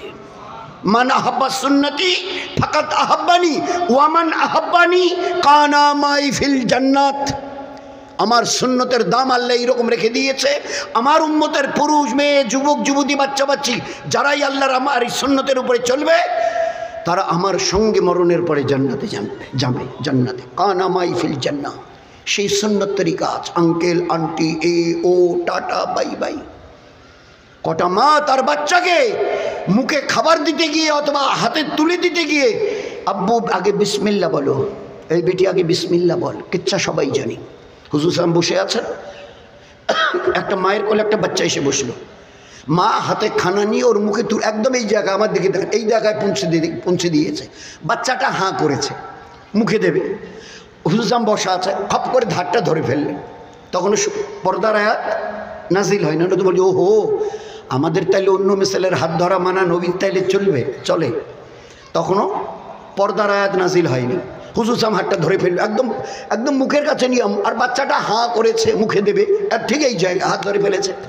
স্বাভাবিকভাবে মেয়েটা রাগ হবে, আমি বাচ্চাটা হাঁ করেছি মুখে খানা দেবো, আর আপনি এত বড় দয়ার নবী রুখে দিলেন। হুজুর সাহেব বলছেন, এ আমার উম্মতিয়া বোন, তুমি তোমার বাচ্চাকে আগে বিসমিল্লাহ বলতে বলো, আগে বিসমিল্লাহ বলতে বলো। শুধু বিসমিল্লাহটুকু না বলার জন্য হুজুর সাহেব হাত ধরে রুখে দিয়েছেন, ছেড়ে দেয়নি। আগে তোমার বাচ্চাকে বিসমিল্লাহ বলতে বলো। কি আর করে, হাত তো ধরা আছে নবীজির হাতে হাত ধরা। এবারে বলল, এই বেটা বল বিসমিল্লাহ। বাচ্চাটা বিসমিল্লাহ বললে হুজুর সাহেব হাত ছেড়ে দিলেন। মা এবারে খাইয়ে দিল।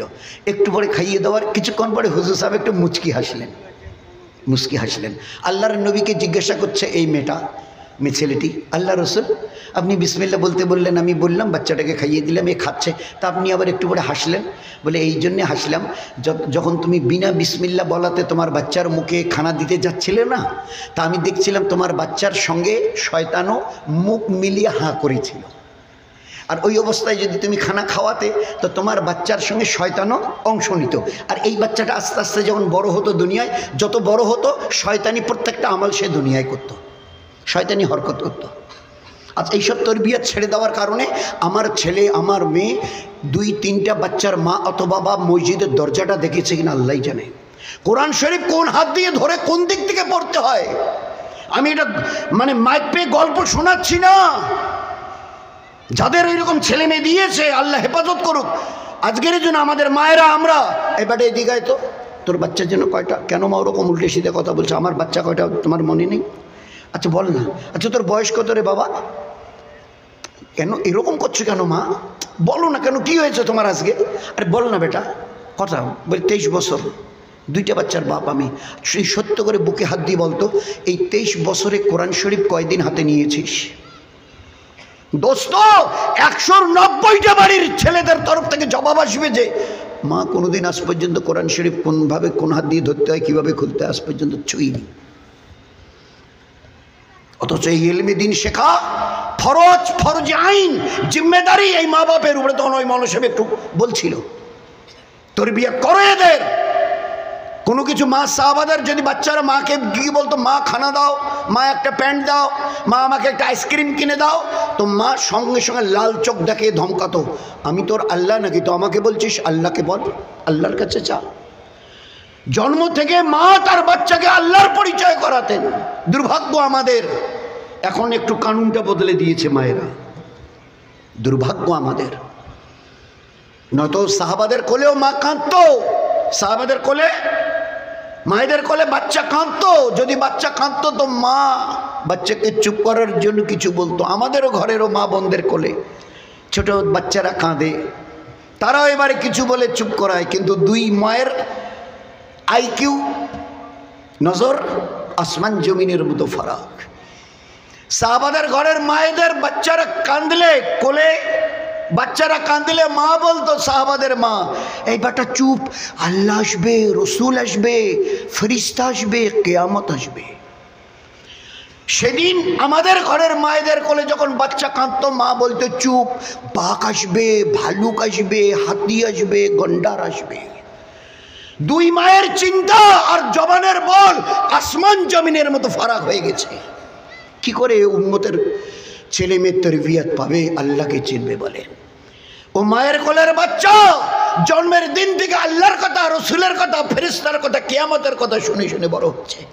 আমাদের মায়ের কোলে ছোট বাচ্চা জানোয়ারের কথা শুনে শুনে বড় হচ্ছে।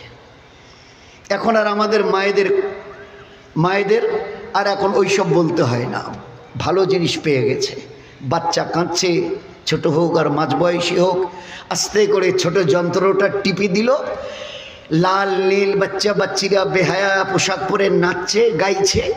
এগুলো আস্তে করে বাচ্চাটাকে, সে 10 দিনের হোক আর 2 মাস আর 6 মাসের হোক, একটু করে কাত করে বাচ্চাটাকে শুইয়ে দিয়ে পাশে একটা বালিশ, যেন মাথাটা ওই দিকে না যায়, আর এই দিকে সামনে একটা কাপড় মোবাইলটার পিছনে দিয়ে দেখিয়ে দিল যেন মোবাইলটা পড়ে না যায়।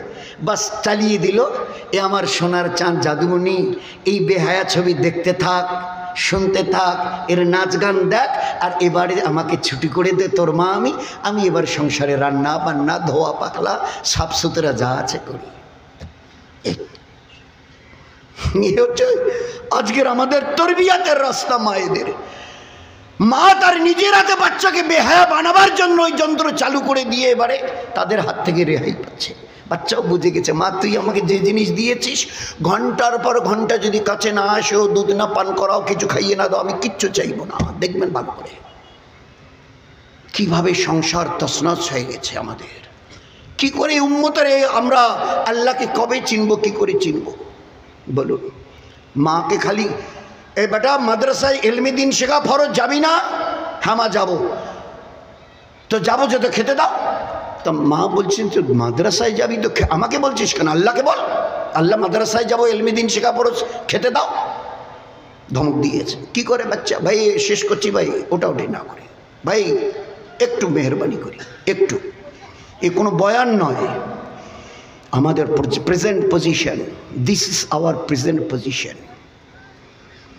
আমাদের উম্মতের অবস্থা এ কথা এমনি হচ্ছে আজকের, তোমাদের চলবে না, তোমাদের চলবে না, তোমাদের চলবে না, এমনি, এসব এমনি হচ্ছে না। আমরা কত বড় অপরাধী আল্লাহর নজরে, কত বড় জালিম, চিন্তা করা যাবে না।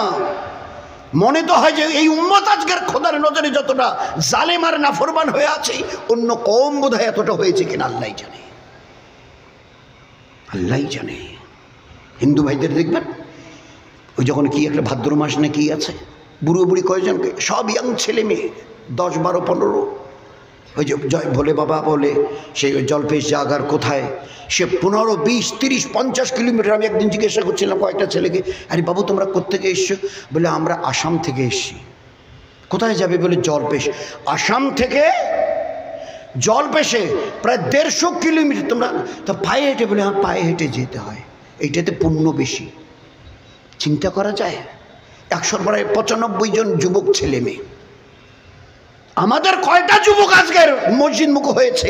কয়টা ঘরের ওই রকম অল্প বয়সী 12, 15, 18 বছরের মেয়ে আজকের ঘরের ভিতরে মশাল্লা বিছিয়ে দাঁড়িয়েছে? বলেন না, তারা তো তাদের ধর্মের একটা কিছু করছে। আমাদের কতটা? মসজিদের কাতারে দেখবেন 18, 20 বছরের কয়টা জওয়ান নামাজের কাতারে দাঁড়িয়ে আছে। এদের জওয়ানিকে কিভাবে তছনছ করে শেষ করে দিচ্ছে আল্লাহর নাফরমানি করে করে। আল্লাহর নাফরমানি শুধু বলেছে মা, তা বললি যে মাদ্রাসায় গিয়ে ইলমি দিন শিখতে হবে, খেতে দাও, তবে আমাকে কেন বলছে? আল্লাহকে বল বইটা রেখে দে, আল্লাহ মাদ্রাসায় যাবো খেতে দাও। মা তাড়াতাড়ি করে প্লেটে খানা এনে পিছনে রেখে দিয়েছে। এই দেখো আল্লাহ খেতে দিয়েছে, খা। ঘর ঘুরিয়ে দেখে হ্যাঁ প্লেটে খানা খেয়ে চলে গেছে। মাদ্রাসা থেকে বিকালবেলায় এসে কেতাব রেখে আম্মি খেতে দাও, আবার আবার আল্লাহকে বল। হাত মুখ ধুয়ে আল্লাহ, ওই যেভাবে মা তো শুরুতে হাত তোলে, আল্লাহ মাদ্রাসা থেকে এসে খেতে দাও, খিদে পেয়েছি। মা তাড়াতাড়ি প্লেটে খানা এনে পিছনে, আব্বু এই যে দেখ আল্লাহ দিয়েছে, চলছে। মাদ্রাসা সকালে চলে গেছে মাদ্রাসায় বাচ্চা, মা জানে বিকালে ফিরবে, পাশের বাড়িতে কি একটু কাজ ছিল, মা এবারে পাশের বাড়ি চলে গেছে। আল্লাহর কি ইচ্ছা তাড়াতাড়ি মাদ্রাসা ছুটি হয়ে গেছে। বাড়ি এসে কেতাব রেখে আম্মি আম্মি, তো আম্মি তো বাড়িতে নেই, কে শোনে? বাচ্চা চিন্তা করছে আমাকে ডেকে কী বা হবে, ওই কথাই বলবে, আমাকে কেন বলছি? আল্লাহকে বল। এবারে 2-3 বার ডাকার পরে কোনো সারা শব্দ নেই, কেতাব রেখে হাত মুখ দিয়ে আল্লাহ মাদ্রাসা থেকে এসে খেতে দাও, খিদে পেয়েছে। 2-3 বার বলে যেরকম পিছনে ফিরে তাকায়, পিছনে তাকিয়েছে, দেখে একটা সুন্দর দামি প্লেটে খানা ভরে আছে, একটা দামি প্লেটে খানা টাইটুম্বর হয়ে আছে, আর একদম মস্তিতে পুরো পেট ভরে খেয়ে নিয়েছে। খেয়ে ঘর থেকে বেরিয়ে গেছে। মা পড়োশির বাড়িতে কাজ ছিল, সেরে বাড়ি এসছে। বাড়ির বাইরে মা আর বেটায় দেখা। মা জিজ্ঞাসা করছে বেটা কখন এলি? এই কিছুক্ষণ আগে। তো আমাকে ডাকলি না? তোমাকে ডাকলাম তুমি তো শুনলে না। তো মা বলছে বেটা খাবি নে আয়, খাবি নে আয়। ছেলে উত্তর দিচ্ছে মা এই তো খেয়ে এলাম, কিন্তু একটা কথা কি মা জানো, আজকের যে খানা খেয়েছি না, এরকম খানা কোনোদিন মজাদার, এত মজাদার খানা কোনোদিন খাইনি। যে খানা আজকের খেয়েছি মা, এরকম মজাদার খানা কোনোদিন খাইনি। মায়ের চোখে পানি এসে গেছে। বেটা কি বলছে? আমি বাড়িতে নেই, ও মজাদার খানা খেয়ে এসছে বলছে, এরকম মজাদার। পানি এসে গেছে। আসমান থেকে আওয়াজ আসছে, আসমান থেকে, এ বক্তিয়ারের মা, তুমি তোমার বাচ্চাকে শিখিয়েছিলে আমি আল্লাহ খাওয়াই, তুমি ঘরে ছিলে না, তোমার বাচ্চা কিতাব রেখে বলেছে আল্লাহ খিদে পেয়েছে। একবারের পর আমি একটু নড়ে চড়ে গেছি। দ্বিতীয়বার যখন বলেছে আল্লাহ আমার খিদে পেয়েছে, আমি বরদাস্ত করতে পারিনি, ফেরেশতাকে দিয়ে জান্নাতের খানা আজ তোমার বাচ্চাকে খাইয়ে দিয়েছি। এ বক্তিয়ারের মা শুনে নাও, তোমার বাচ্চা ওই প্লেটের খানা দেখে যদি হাত লাগাতে দেরি করতো, আমি আল্লাহ আজ আমার রহমতের হাত দিয়ে তোমার বাচ্চাকে খাইয়ে দিতাম। তো সেই দিনের কেচ্ছা, কি সাহাবাদের বাড়ির কেচ্ছা, সেই দিনের। এ বক্তিয়ার কাকি রহমতুল্লাহ আলাইহি, দিল্লিতে খবর আছে। এই ছিল মায়েদের দিনদারি, মায়েদের জীবন। বেটা দিল্লি থেকে আসামে গিয়ে বাড়ি এসছে। দিল্লি থেকে আসামে সফর, যেমন চিল্লাতে আমরা যাই 4 মাস জামাতে, উনি আসামে গিয়ে বাড়ি এসছে। বাড়ি ফিরে গিয়ে মাকে বলছে মা একটা কেচ্চা শোনাবো? হ্যাঁ বেটা শোনা। বলছে আসাম থেকে বাড়ি এলাম না, আমার একটা সফরে 90 লক্ষ লোক আমার হাতে হাত দিয়ে ইমান কবুল করেছে। ভাই কয়জন? আরে বলেন না কয়জন? 90 লাখ।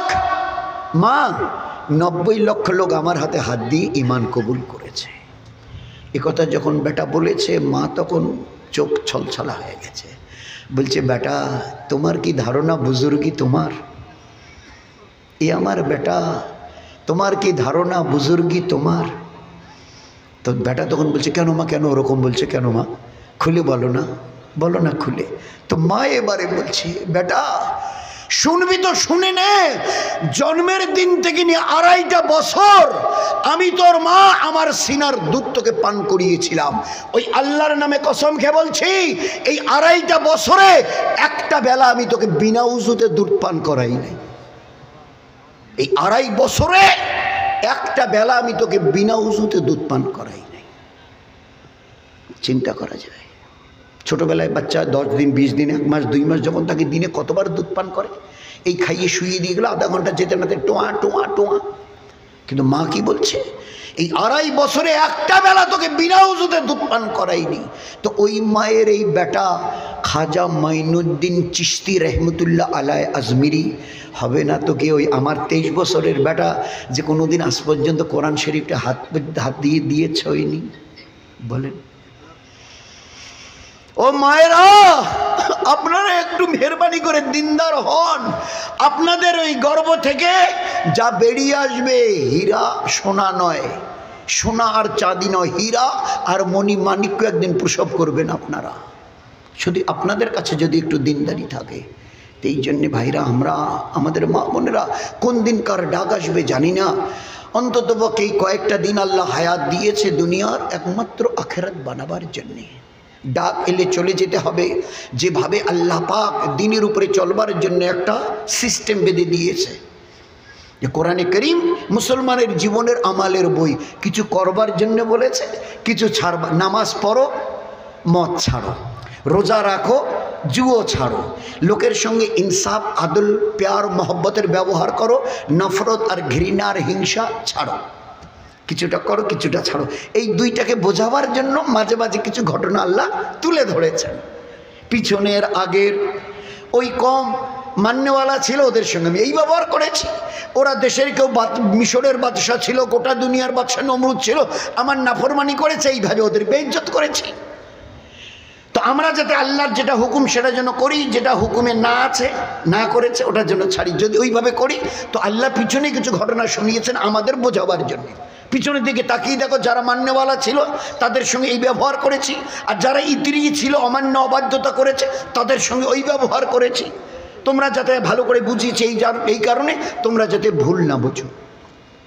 তো আঙ্গুলি গুনা কটা দিন, কোন দিন কার ডাক আসবে জানি না। একটু এই কটা দিন একটু যদি সামলে নিয়ে চলি, হাট বাজার, দোকান খামার, চাষ চাকরি, আত্মীয়তা, কোনো কিছু ইসলামে মানা নেই। শুধু করার সময় দিনটাকে সামনে রাখিও।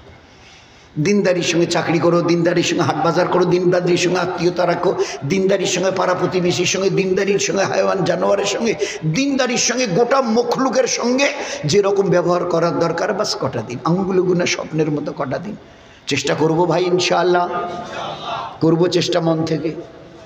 আল্লাহ দুনিয়াতে সীমাহীন ইজ্জত, সুখ, শান্তি, রহমত আর বরকত দান করবে।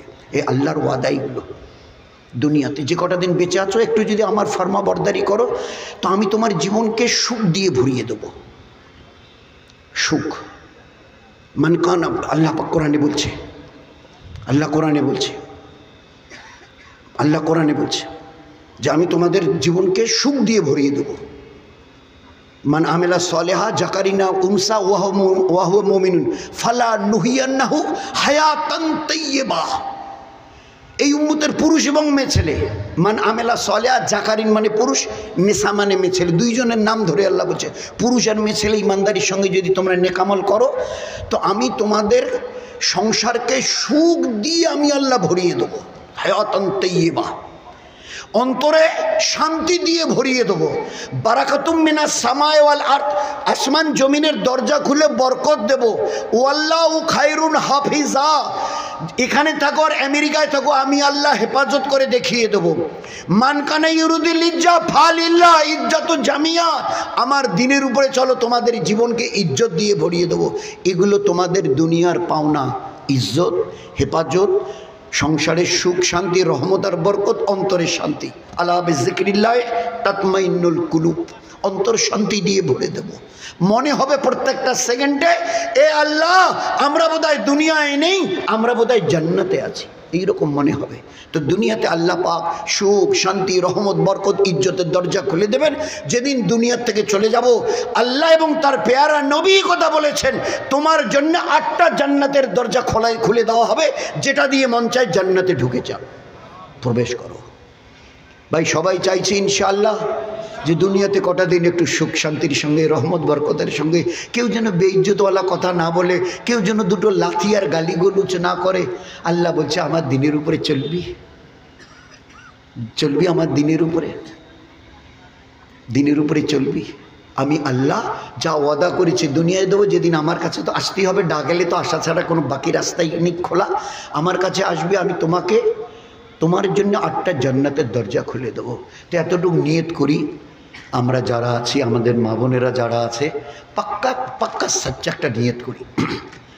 আমাদের বাড়ির 10 বছরের উপরে ছেলে এবং মেয়ে, 10 বছরের উপরে ছেলে এবং মেয়ে একজনও যেন আমাদের মধ্যে কেউ বেনামাজি না থাকে। 10 বছরের যেই উপরে গেল, নামাজ তার জন্য ফরজ হয়ে গেল, শরীয়তের হুকুম মানা তার জন্য ফরজ ওয়াজিব হয়ে যায়। তো পাক্কা নিয়ত করে আমাদের বাড়িতে আমাদের 10 বছরের উপরে ছেলে মেয়ে ভাই বাস্তা নাতি নাতিন যারা আছে, একজন যেন আমাদের বাড়িতে বেনামাজি না থাকে। ভাই চেষ্টা করবো ইনশাল্লাহ, ভাই করবো চেষ্টা। এই আল্লাহ পাকের এমন একটা হুকুম, ওহো যে আর ওসব বয়ানের এখন সময় নেই, রাত হয়ে গেছে। এমন একটা হুকুমে নামাজ, সমস্ত আমাল জিব্রাইলকে দিয়ে পাঠিয়েছেন, কিন্তু নামাজ আল্লাহ জিব্রাইল আমার নবীকে জমিন থেকে আমার আসমানে 7 আসমানের উপরে আমার কাছে নিয়ে আসো, সমস্ত আমাল তোমার হাতে পৌঁছে দিয়েছি, এই আমালটা তোমার হাত দিয়ে দেয়া যাবে না। জিব্রিলকে আল্লাহ বলছে এটা আমি নিজের হাতে আমার নবীকে দেব, আমার নবী নিয়ে গিয়ে তার উম্মতকে দেবে। শুধু একটা আমাল, দ্যাট ইজ সালাত, নামাজ। চিন্তা করেন কি আছে এই নামাজে, কি আজীব এক ইবাদত আল্লাহ দিয়েছে। নামাজ আছে তো আমি মুসলমান, নামাজ নেই তো আমি মুসলমান নই। নামাজ যদি আছে আমি মুসলমান, নামাজ নেই তো আমি মুসলমান নই। একদম পরিষ্কার নবীজির হাদিস, পরিষ্কার নবীজিদের। আল বাইনাল কুফরে বাইনাল আব্দু আল কুফর তারাকা সালাহ, বাইনাল আব্দু আল কুফর তারাকা সালাহ। আব মানে ইমান আর কুফর মানে তো কাফের। ইমান আর কাফেরের মধ্যে তফাৎ বলে একমাত্র নামাজ। নামাজ যদি থাকে তো এই দলে, নামাজ নেই তো ওই দলে। চিন্তা করুন, ইমান হারাদের দলে। শুধু নামাজ একটা এমন একটা আমাল, ইমান এবং কুফরের মধ্যে একমাত্র ডিফারেন্ট পার্থক্য। তো সেই জন্য নিয়ত করি। আচ্ছা 10 বছরের নিচে আমাদের ঘরের বাচ্চা বাচ্চি ইংলিশ মিডিয়ামে, কেজিতে, নার্সারিতে পড়াচ্ছে, ইসলামিক কোনো মানা নেই, খুব ইংলিশ মিডিয়ামে পড়ান, কিন্তু ইলমে দিন শেখানো ফরজ, ফরজে আইন। এই বাচ্চা বাচ্চিকে যদি আল্লাহর পরিচয়, তার দিনের পরিচয়, এই আমাল এবং ইবাদতের পরিচয় না করিয়ে তাকে যদি সেইভাবে তার তরবিয়ত না করেন, ওই tata bye bye dad uncle ওই সবের উপরে যদি জীবন চলে না, আর মোবাইল দিন রাত এই সবের, তো এই বাচ্চা বাচ্চিদের নাফরমানির কারণে একদিন আপনাদের দুজনকে, মা আর বাবাকে কসম দিয়ে বলছি, কারণ আল্লাহ পাক আমাদের নবীকে নিজের চোখে দেখিয়ে বলছেন, এ আমার পেয়ারা রসুল, তোমার সঙ্গে সাথী জিব্রাইল ওকে জিজ্ঞাসা করবে না এই ব্যক্তি জান্নাতে কেন এত কান্না কাঁদছে? জান্নাত সুখের জায়গা, সবচাইতে বড় ইজ্জতের জায়গা হচ্ছে জান্নাত, আর সেইখানে লোকটা কাঁদছে, জিজ্ঞাসা করবে না? জিজ্ঞাসা করছে জিব্রাইল, জান্নাতের মতো সুখের জায়গায় এই লোকটা এত কাঁদছে কেন? জিব্রাইল উত্তর দিচ্ছে, ইয়া রাসূলুল্লাহ, আমাদেরকে শোনাবার জন্য, আমাদেরকে শোনাবার জন্য এসব করে আল্লাহ আমাদের হেফাজত করতে চাইছেন। জিব্রাইল উত্তর দিচ্ছে, এই আল্লাহর পেয়ারা রসুল, এই ব্যক্তি তো নিজের ইবাদত করে জান্নাতে পৌঁছে গেছে, কিন্তু যে ছেলে মেয়েকে রেখে এসছে তাদেরকে এলেমে দিন, দিনের এলেম, আর আমালে দিন, দিনের আমাল, ইবাদত শেখায়নি, যার জন্য তার আস্তে আস্তে বড় হচ্ছে নাফরমানি নাফরমানি নাফরমানি, জুলুম, ধোকা, ফেরেব, মদ, জুয়ো, মেয়ে, এই সবের মধ্যে দিন রাত আল্লাহ পাক ছেলে মেয়েদের নাফরমানি দেখতে দেখতে দেখতে দেখতে এতটা নারাজ হয়ে গেছে যে মানুষটা নিজের ইবাদতের দ্বারা জান্নাতে পৌঁছে গেছিল, এই লোকটাকে খবর দেয়া হয়েছে আগামীকাল আপনার ছেলে মেয়ের গুনার কারণে জান্নাত থেকে বার করে আগামীকাল জাহান্নামে ফেলা হবে। কি লাভ হলো বলুন আমার ইবাদতের দ্বারা, ছেলে মেয়ে যদি তৈরি না? এই জন্য ভাই আমাদের বাড়ির 2, 3, 4, 5, 6 বছরের ইংলিশ মিডিয়ামে কোথায় কাদেরকে পড়াচ্ছে, ঠিক আছে, আধা ঘন্টা অন্তত পক্ষে ইলমি দিনটাকে সেইভাবে শিখবার জন্যে, আল্লাহকে, জান্নাত জাহান্নামকে চেনবার জন্যে চেষ্টা করবো ইনশাআল্লাহ। ভাই চেষ্টা করি, আমাদের কোনো বাচ্চা ইলমে দিন থেকে এটা শেখানো ফরজ, এর জিম্মেদারি আমাদের, না শেখানো গুনায় কবিরা। যে মা বাপ তার বাচ্চাকে শেখালো না, বড় গুনায় কবিরা করলো। তো সেই জন্যে বাচ্চাদের এরই জন্য আসান তরিকা বাড়ির ওই 5 আমাল, বাড়ির 5 আমাল, বাড়ির 5 আমাল। ফের আল্লাহর রাস্তায় আমরা, কখনো আমার সঙ্গে আমার বিবি যাক, কখনো আমার সঙ্গে আমার মা যাক, কোনো সময় আমার খালা যাক, কখনো ফুপি যাক, কখনো দাদি যাক, নানি যাক। নিজামুদ্দিনের খবর যে ওয়াক্তান ফক্তান কখনো 8 জন মেয়ে ছেলেকে নিয়ে এই জন্য তুমি সফর করো আল্লাহর রাস্তায়, যাতে তোমাদের খানদানের প্রত্যেকের কাছে দিন আসে। এই জন্য একজন পুরুষকে 8 জন মেয়ে ছেলেকে অদল বদল করে সফর করতে বলেছে। মা, মেয়ে, বোন, বেটি, মা, মেয়ে, বোন, বিবি, দাদি, নানি, খালা, ফুপি, তাদের বড়দের সঙ্গে কথা বলে 8 জনকে অদল বদল করে নাও, যেন পুরো খানদানের মধ্যে সবার মধ্যে দিন আসে। ফের জামাতে যাবার সময় স্বামী স্ত্রী যাচ্ছ, তোমাদের বাচ্চাটার বয়স কত? বলে 13। বলে ওকে সাথে নাও, এই সময় পড়ার কোনো চাপ নেই, পরীক্ষার সামনে নেই, একে জামাতে নিয়ে যাও। তালিমের সময় ছোট বাচ্চাটা যখন বাড়িতে 5 আমালের তালিম করবে, ছোট বাচ্চাটা কই? বলে ছোট কোন বাচ্চা? বলে যে কয়দিন আগে নাকি বাচ্চা একটা শুনলাম। বলে তো 20 দিন বয়স। বলে হ্যাঁ, ওইটার কথাই তো মুরব্বীরা বলছেন, নিজামুদ্দিনওয়ালা। এ মা, এ বাপ, এ বাড়ির কি করছো? বলে তালিম। তাহলে 20 দিনের বাচ্চাটা কই? বলে ঘুমোচ্ছে ওই রুমে। বলে ভুল করছো, ওকে জাগিয়ে দাও এই সময়। মা কোলে নিয়ে বসো। বলে 20 দিনের বাচ্চা বসে কি করবে? বলে তুমি কোলে নিয়ে জাগিয়ে দিয়ে কোলে নিয়ে বসো। এই তালিমের কেতাবের মধ্যে দুজনের কথা আছে, আল্লাহ এবং তার রসুলের কথা। আল্লাহ এবং তার রসুলের কথা এক একটা দুনিয়ার অ্যাটমিক তাগতের চাইতে বড় তাগত এর, জানো তোমরা? এ বাচ্চা তো কিছু বোঝে না, কিন্তু তার কানের এই 2 ফুটো দিয়ে তোমরা যখন আল্লাহর কথা রসুলের কথাগুলো যখন আলোচনা করবে, 2 কানের ফুটো দিয়ে আস্তে আস্তে তার ভিতরে যেতে থাকবে। আর এইভাবে চলতে চলতে এই বাচ্চা যখন আগামী দিনে বড় হবে, তুমি জানো কি এই বাচ্চা আল্লাহর অলিয়ার অলিয়া না হয়ে যাবে না ইনশাআল্লাহ। দেখেন না, অ্যাক্সিডেন্ট হয়ে গেল, লোকটা অজ্ঞান হয়ে গেছে, হাসপাতালে কোনো হদবদ চোখের পাতা নড়ায় না, ডাক্তার নার্স দৌড়ে এসে স্যালাইন এদিকে এইদিকে। ডাক্তারবাবু আপনারা চুপ থাকেন তো, দেখছেন না স্যালাইন চলছে, কোনো হদবদ নেই। ডাক্তারবাবু, ডাক্তারবাবু, আরে আপনারা কেন ওরকম করছেন? দেখছেন না স্যালাইন এক ফোঁটা এক ফোঁটা এক ফোঁটা এদিক দিয়ে ভিতরে আস্তে আস্তে। কিছুক্ষণ 2-3 ঘন্টা পরে চোখের পাতাগুলো নড়ছে, আরও 2-3টা স্যালাইন গেল, একটু ঠোঁটা এরকম করছে, আরও 2-3টে স্যালাইন গেল, খিদে পেয়েছে। তো স্যালাইনের একটা ফোঁটা, এ তো অজ্ঞান হয়ে পড়েছিল, কোনো হদবোধ নেই, চোখের পাতা পর্যন্ত টের পাইনি, কিন্তু একটা একটা করে ফোঁটা ভিতরে যাওয়ার কারণে। তো একটা স্যালাইনের ড্রপের যদি এই তাগত থাকে, ও ইমানওয়ালা ওয়ালি, বুকে হাত দিয়ে বলো তোমাদের আল্লাহর নামের তাগত কত, তোমাদের মহানবীর তাগত কত বড় জানো কি? তোমাদের নবীর নামটা 24 ঘন্টার একটা সেকেন্ডের কথা বলো যে দুনিয়াতে এই নবীর নাম হয় না। দুনিয়াটাকে এমনভাবে আল্লাহ সাজিয়েছেন, 5 ওয়াক্তের আজান এমনভাবে দিয়েছেন, সাজিয়েছেন যে 24 ঘন্টার প্রত্যেকটা সেকেন্ডে ওই যখন আজান দেওয়া হয়, আকামত দেওয়া হয়, তো আল্লাহ এবং রসুলের কথা উচ্চারিত হয়। একটা সেকেন্ড এমন বাদ যায় না যে সময় আল্লাহ এবং রসুলের কথা বাদ গেছে। তো তার তাগত কত? ওই 20 দিনের দুধ পিয়ে হওয়া বাচ্চাকে মা তালিমের টাইমের জন্য জাগিয়ে নিয়ে কোলে বসে, তার কানের 2টা ফুটো দিয়ে আল্লাহ রসুলের কথাগুলো আস্তে আস্তে তার ভিতরে যাক। এর অ্যাকশান আগামী দিনে যখন আস্তে আস্তে বড় হবে নিজের চোখে দেখবেন। এই জন্যে ভাই সবাই সবার জন্য খুব দোয়া করি, আল্লাহ যেন তার পেয়ারা দিনের উপরে মৌত পর্যন্ত, কার কতটা দিন বাকি আছে তাও তো জানি না, কোন দিন ডাক আসলে চলে যেতে হবে, আমরা এমন একটা পরিবেশ তৈরি করি। আমার বাড়ির বাচ্চাটা 3, 4, 5, 6 বছরের, মা যেন বলে বেটি তুই একটা ইমানওয়ালি মেয়ে, খালি মাথায় যাচ্ছিস, একটা ছোট্ট রুমাল অন্তকে মাথায় দে। এতটুক যদি ওকে আজকের আদাব দেখাতে পারি, আদাবের উপরে আনতে পারি না, মাথায় রুমাল একটা দেওয়া, তো আগামী দিনে এই বাচ্চিটে জানেন আপনি আল্লাহর ওলি তৈরি হবে। এই মেয়েটা, এর ভিতরে এত তাগত আছে সুন্নতের এক একটা আমালের উপরে। এই জন্য সবাই সবার জন্য দোয়া করি, আল্লাহ যেন অন্তত পক্ষে মৌতের আগে এই জীবনটাকে ইমান, এবাদত আর আখলাকে নববী, ইমান, এবাদত, আখলা। আমাদের জীবনের এমন কোনো কাজ নেই যে কাজটাকে আল্লাহ ইবাদত করে নেই।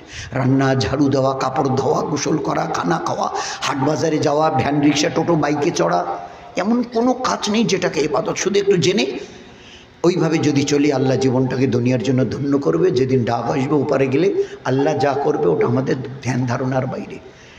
চেষ্টা করব ভাই ইনশাআল্লাহ। কারা কারা চেষ্টা করব বলেন দেখিন? সবাই চেষ্টা করব ইনশাআল্লাহ। আল্লাহ যেন আমাদের তৌফিক দান করে। আপনাদের কি আছে ভাই? সবাই একটু আরেকটু বরং মিলে বসে ফের অল্প কিছু কথা হবে, দোয়া হবে। মেহনতের পরে যখন একটা দোয়া হয় না, ও দোয়ার বড় লাজ আল্লাহ রাখেন। এতটা রাত হলো, উম্মতের একটা তবকা, মা বোনদের একটা তবকা আমার দিনের জন্য এরা অপেক্ষা করছে। বাড়িতে গেলে কত আরামে খেত, ঘুমোতো, বিছানায় আরামে শুইতো, আমার দিনের জন্যে তো আল্লাহ দেখছে। তো একটা মেহনতের পরে যখন দোয়া হয় তো সেই দোয়াটা আসমানে বড় কবুল হয়। তো এই জন্যে শেষ পর্যন্ত দোয়া পর্যন্ত থাকবো তো ইনশাআল্লাহ ভাই। হ্যাঁ, আল্লাহ যেন আমাদের থাকার তৌফিক দেয়। আসসালামু আলাইকুম ওয়া রাহমাতুল্লাহ।